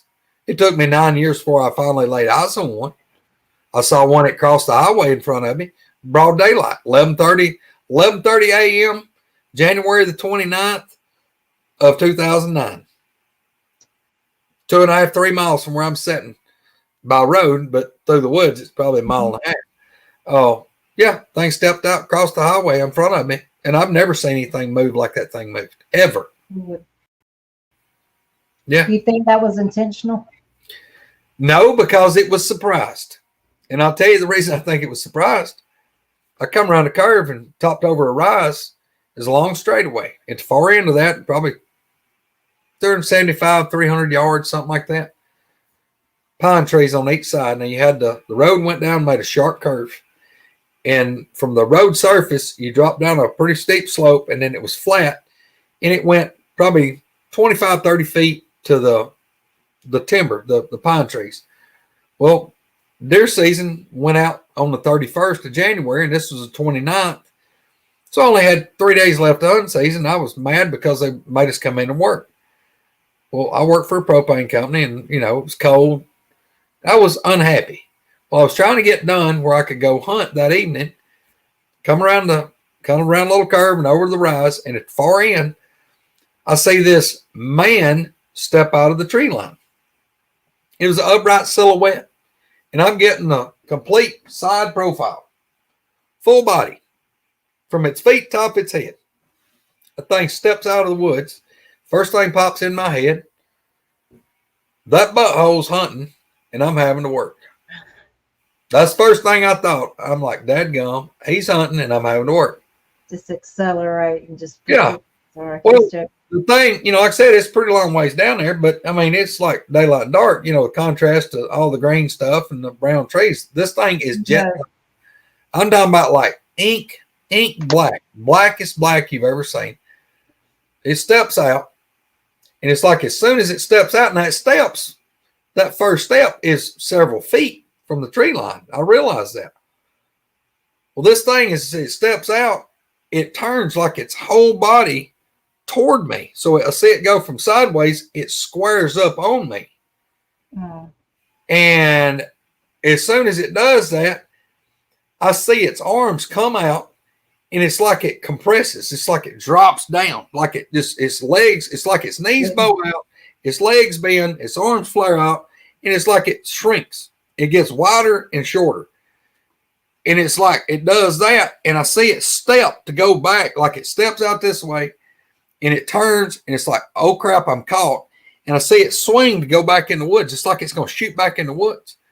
But just as it swings, like I'm caught, I've got to dive back in the woods. As I see it move, it's like it shifts its weight to another foot. And it's like, oh, hell, I can make it. And I see it turn all the way back around. And I watch this thing spin back toward the highway. And I watch it kick off of 1 foot. And this thing kicks, and it leaps through the air. And it lands on the asphalt. 1 leap. It went from dead still. It spun and leapt and lands up on the road surface. 2-lane paved road. I watched this thing go from compressed and leap over 20-something feet horizontal and over 5 feet vertical in 1 leap. It didn't run across. It kicked and landed on the asphalt. Power. Then I watch it run across the 2 lanes of asphalt. When it gets to the other side, I watch its stride get just a little bit bigger and land. And there was a power line right away. Power line. They had bush hogged it. And I watched it leap across another ditch. Now, it wasn't probably a 2-foot, 3-foot elevation. But I watched this thing stride effortlessly, like 16 feet probably. Just a little bit bigger stride. Just stretched it a little. Bloop. I've never seen anything move like that fast, especially that big. I'm looking at the paved road, the power line's running right by it. All this is cut down mode. It's not that high. Well, where the road makes the turn, where this thing's at, the road makes the turn, the power line turns also. So they got a cable, a guiding wire, and an anchor to hold this pole from falling. Well, where they had bush hogged around that guy wire, there was a privet hedge that came up and got big. It kind of come up like this. That thing ran between the privet hedge and that power pole. And me looking at it, that thing liked about that much, being as tall as the top limbs on that privet hedge. Now, I'm going that way probably 38, 40 mile an hour, guessing. I'm not flying, but I'm not stopped. I'm gaining ground as I'm watching all this unfold. I remember that thing crossing in front of that privet hedge, and it was pretty close to it. Like I said, it liked about that much. We went back later that day and took a measuring tape and measured it. And it was like 10 foot, 4 inches, 10 foot. It was a little over 10 foot to the top of those limbs. So that thing that I saw, like a foot and a half tops, being 10 foot, 4 inches. So I tell everybody it was at least 8.5 feet tall. And by going By going by that distance, something to gauge it with, what I saw, shoulder to shoulder across, had to be 4 feet wide, and from its sternum to its backbone had to be over 2 foot thick. Oh my God. Yeah. And I saw this thing that size, that massive, leap from dead still. It leapt over 20 feet, 20 something feet this way in 5 foot elevation. And I tell people, they say, well, it may have been somebody in a suit. I said, well, I'll tell you what, you find me the most badass Olympic athlete that you can find, and we'll take a Toyota Camry car, because it's about 5 foot to the top of that car, give or take a couple inches.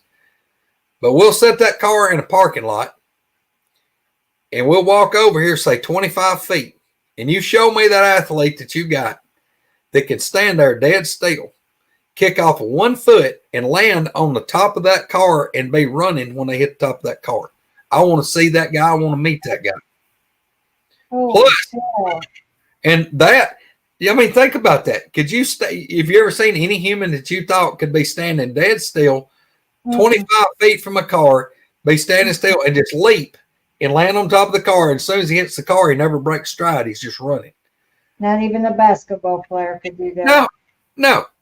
And what I saw was covered in black hair. Now, look, it wasn't like big, long, flowing hair. The hair that I seen looked like it was maybe that long. And the sun was hitting it.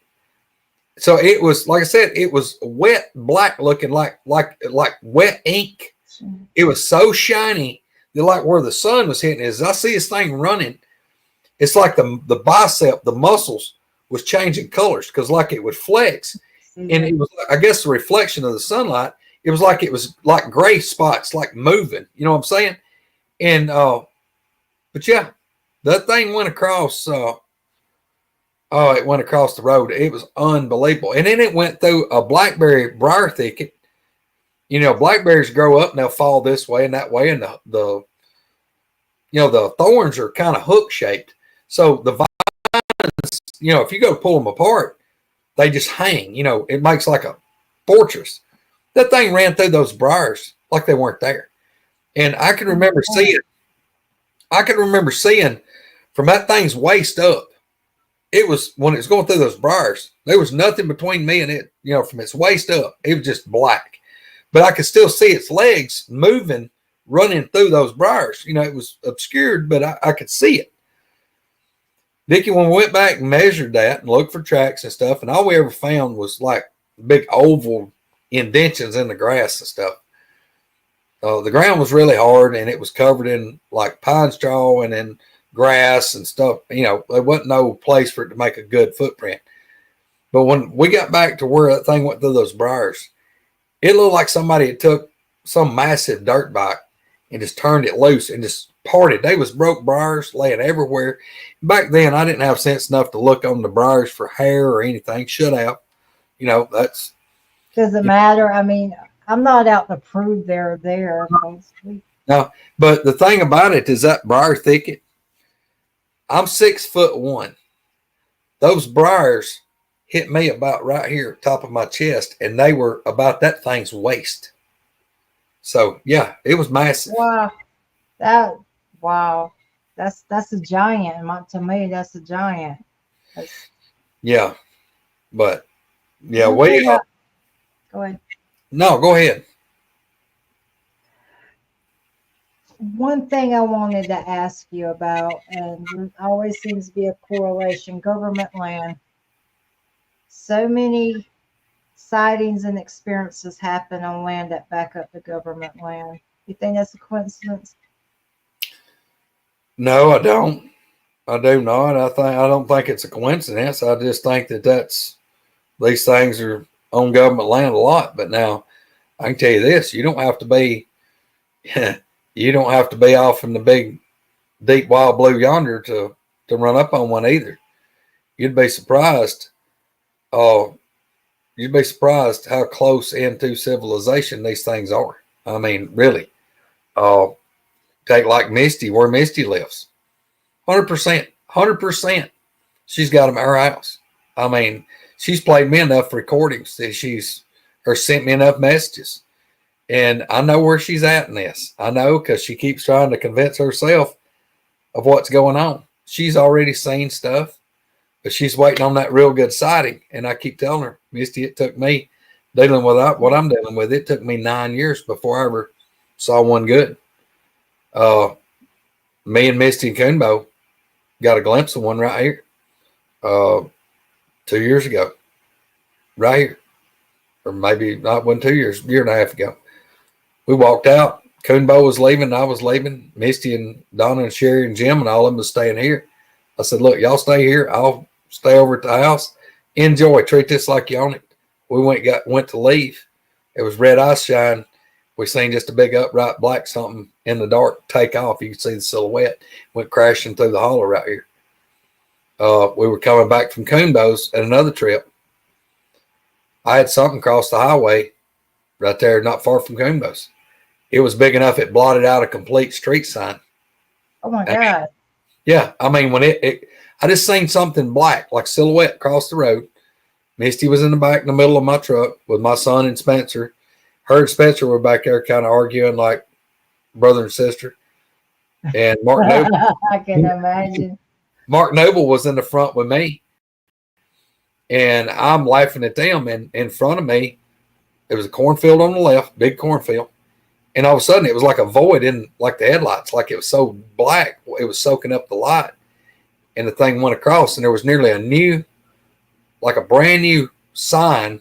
Aren't like they 8 feet tall? Yeah, like a square turned up, so it's like that. And it was, I don't know, can't remember what was on it. It wasn't a curved sign, but it was the square turned up edgeways. Whatever it was so big that, yeah, you're right. The top of those signs are at least 8 feet. Mm-hmm. That whole entire sign went black till that thing, as it crossed it. It's like you turned the sign off and back on. And I was screaming, did y'all see that? Did y'all see that? And of course, my son, Spencer, and Mark Noble are looking, but Misty, she was looking out the front. She caught a glimpse of the sign like going out and coming back. Out. Yeah. She's like, I saw something. I said, yeah. Tell me what's big enough to blot that whole sign. Something that's 8 foot. John, my buddy there, wants to know if you had any guesses on the weight of what you saw that day. On the weight? The weight, yes. Well, here's the deal. Here's the deal, and this goes back to, we've studied that. We've been down that rabbit hole and had a bunch of damn different forks in the road. We thought about if it was something that the bone mass and the muscle mass was comparable to a human. What I saw, I would say have to be 750, 800 pounds at least. But now, if it was like a gorilla where the muscle density is way more, I don't know what it would weigh. I mean, it may weigh 1,200, 1,400 pounds. I don't know. But I mean, it could be, I mean, there again, that's one of those rabbit holes that we've discussed, because like I said, I didn't even believe these things. There's no way that they could have been in the Southeast. I thought, you at least got to get to Falk, Arkansas, or maybe out in the Midwest, or, the Pacific Northwest. I didn't know it was here. I was oblivious. And I was the dude that said, ain't nothing like that here. I've been in the woods my whole life. Man, I've grew up in the woods. I didn't believe in that stuff being here. Yeah, I was wrong. I was horribly wrong. And then I didn't realize that there were so many people in my area that's had encounters. It's just nobody would talk about it. I do not like it when someone, like the canine cryptid I saw, I like to call them canine cryptid versus dogman, that I saw, everybody always kind of pressures me to give it a weight. But you're right. What's muscle mass and what's not? I don't like that. But I have 2 more questions, and I'm going to let you go because I've almost had you 2 hours, and you got your family, got Coonbo waiting on you, and everything else. One of those questions was, you said you accidentally found a way to make peace. How did that happen? Well, I'll tell you what we're gonna have to do. That's gonna take me a minute. Part two. Now, look, I promise I will share that with you, 100%. I'll tell you, and then it'll make sense. But yeah, it was sheer accident. I mean, Okay. sheer dumb luck, and I'll explain to you exactly what all changed. But if That we do means that, we'll be here 3 hours. that means we're having a part two. You just opened the door to that. So just y'all got that. Oh, I got it on part two, buddy. Part two. All right. We were watching a show a while back, and you were in the I'm not slamming. It's just something that come up that somebody was really against the woo factor and had some strong opinions on it, and does what I sometimes do, went on a rant. The thing is, the woo factor is just the woo is just a word for people that cannot explain things. But if you take the woo factor out and you just don't, and you turn off your you quit listening to that, and you quit taking account that these are people that are having something happen, then it's really, there's no point in hearing their story.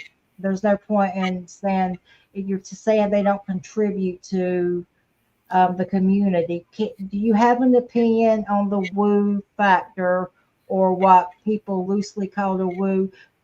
I think woo's a good thing, because just because you can't explain it Well, doesn't happen.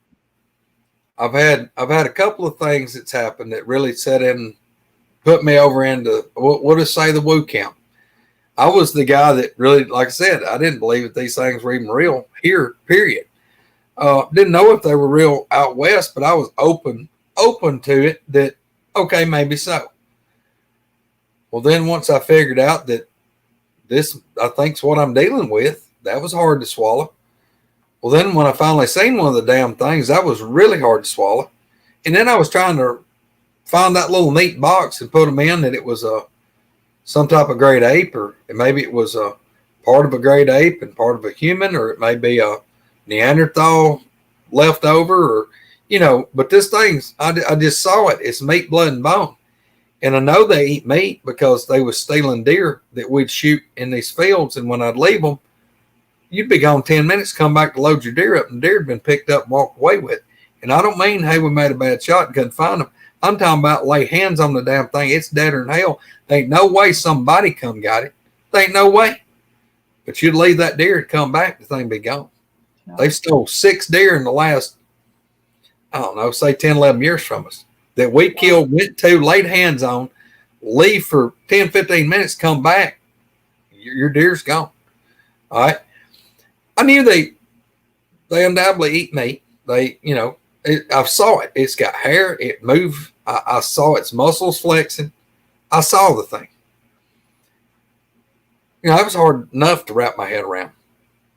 But when you're in a stand, and same stand I told you about a while ago, well, where that thing had come in, went around the right side. On the left side later on, I had where the field went over this way, about, I don't know, 25, 30 yards this way, and then it turned and went down that line. I had bush hogged out through that thicket, and I made just a trail. And what it was, I thought, stuff gonna come around this field. I'm gonna put this about, I don't know, 6, 8 foot wide gap, or if it comes around the field on that side, it's gonna get there, and then it's gonna have to walk, like 75 yards down there to go around. I'll catch these deer or whatever, and the deer got to using that trail coming in the field. And I killed a bunch of deer before they'd ever get in the field. They'd be in that trail, and I'd shoot them. Vicky, I had a bipedal something, we'll just say something, coming down that side of the field. And it was doing it again. The saplings moving, or one would go over and it'd pop back, 2 of them like it was parting them, hearing the vines ripping. I mean, this thing sounds like it's big as a full-grown cow, bovine, but it's on 2 feet. And I could hear it every now and then. It was like I'd hear it kind of like mumble. Ruh, ruh, ruh. And it's coming. And it's coming down that line. And I'm thinking, I'm fixing to see this damn thing. It's coming right where I've got that trail bush hogged out of that, where the field made the corner. It just went on. I've done laid back rifle rifle up on that railing, and I'm looking down beside the scope. It's 8-10 foot just out of the field, and it's coming right down that line, right down, and it's coming right to where this opening is. I listen to this thing and watch the trees and the bushes and hear the vines ripping, and that thing got right there to that opening. It got quiet for just a second, and I thought, okay, it stopped.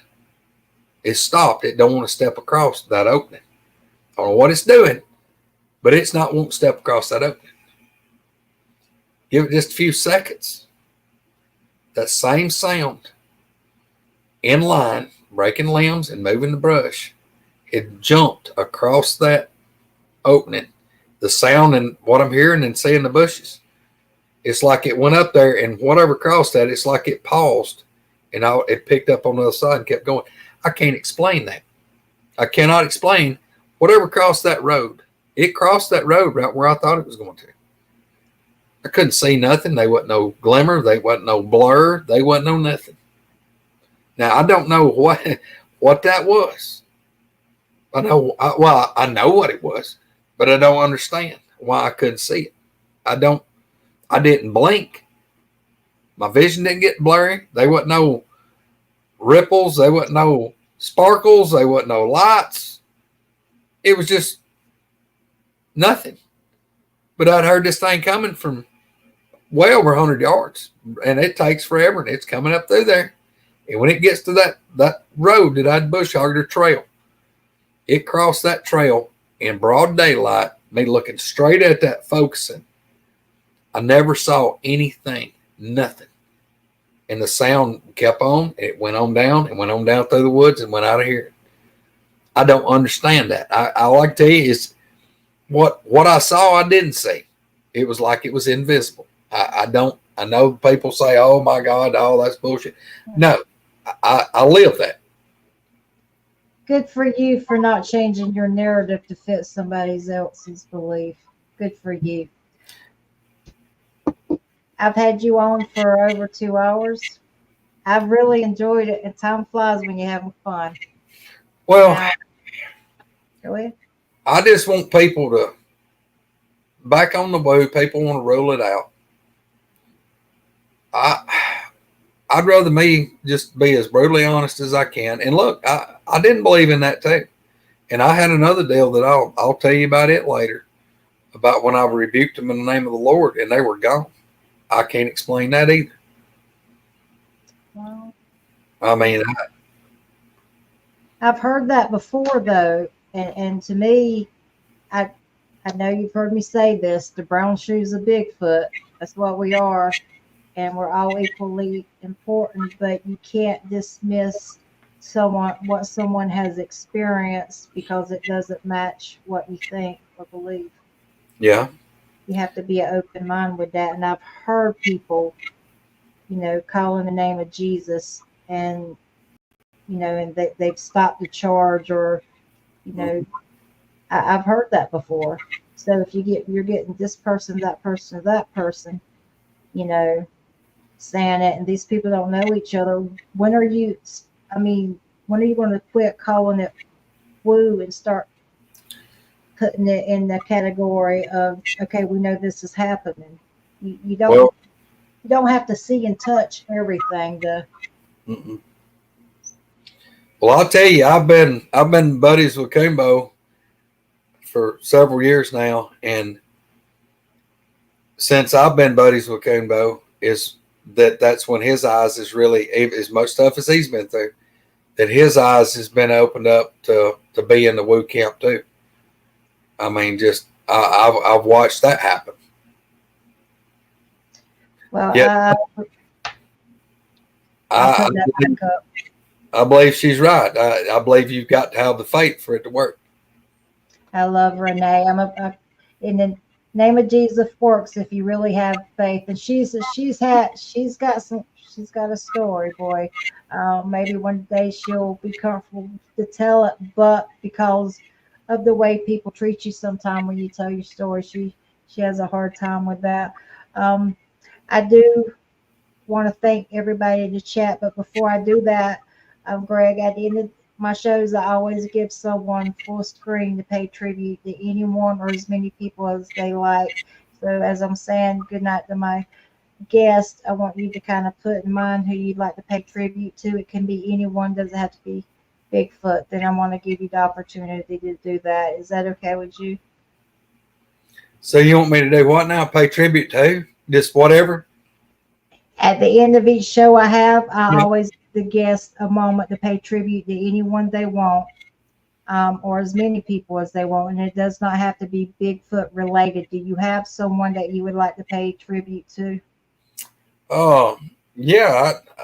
One of the guys that the main person that actually knew the main person that actually I ever talked to that knew what was going on was Bill White, Tal Bronco. He was an author. He was a Bigfoot researcher. He'd researched Bigfoot for God 50 something years.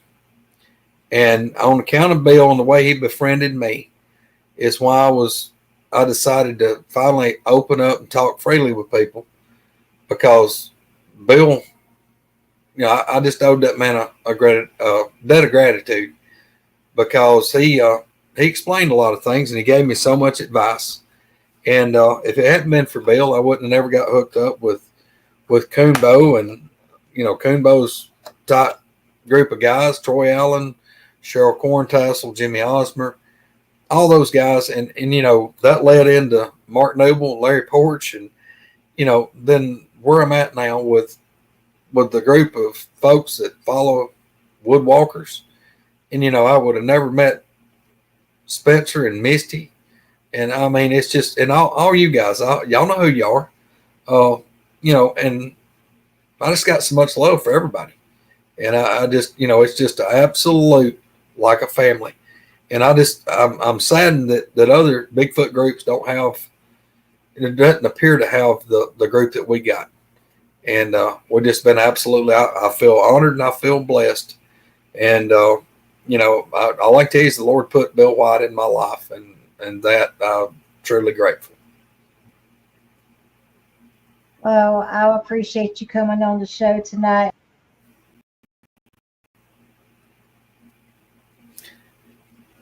Well, Vicky, I appreciate you having me. I mean, I really do. And I'm just glad that you got mixed up with our ragtag bunch of folks. And, look at there. Swamp Kitty. Oh, my Yeah, God. I am too. I do appreciate that. I appreciate you coming on the show tonight. And, you guys threw a bone out to me and fed the stray. You're stuck with me. Um, Well, oh, that's kind of what we tell everybody else. They like, hey, y'all stuck with us now. I appreciate, and I appreciate good people. I want to thank everybody in the chat for supporting the show. We broke a record tonight with people watching, and I think we got it to, I think, 76. I've never had that.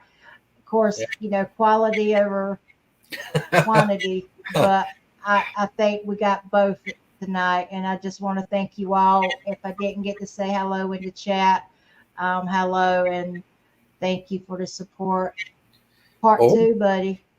hey, I appreciate it. And like I said, hey, look, I'll tell you what. How about when I come back, I bring Spencer and Misty with me? Absolutely, absolutely. They're part of the team, and they're great people. So absolutely, and you guys will always have a seat at my table. Hey, you need to come on with us too now. Absolutely, you guys just let me know, and I'll put it on my schedule. You give me a date, I'll be there. Okay. Awesome. Well, all right. All right. Well, I guess if you're ready to hang it up, I'm done. And hey, big love, everybody. Thank you. Bye bye.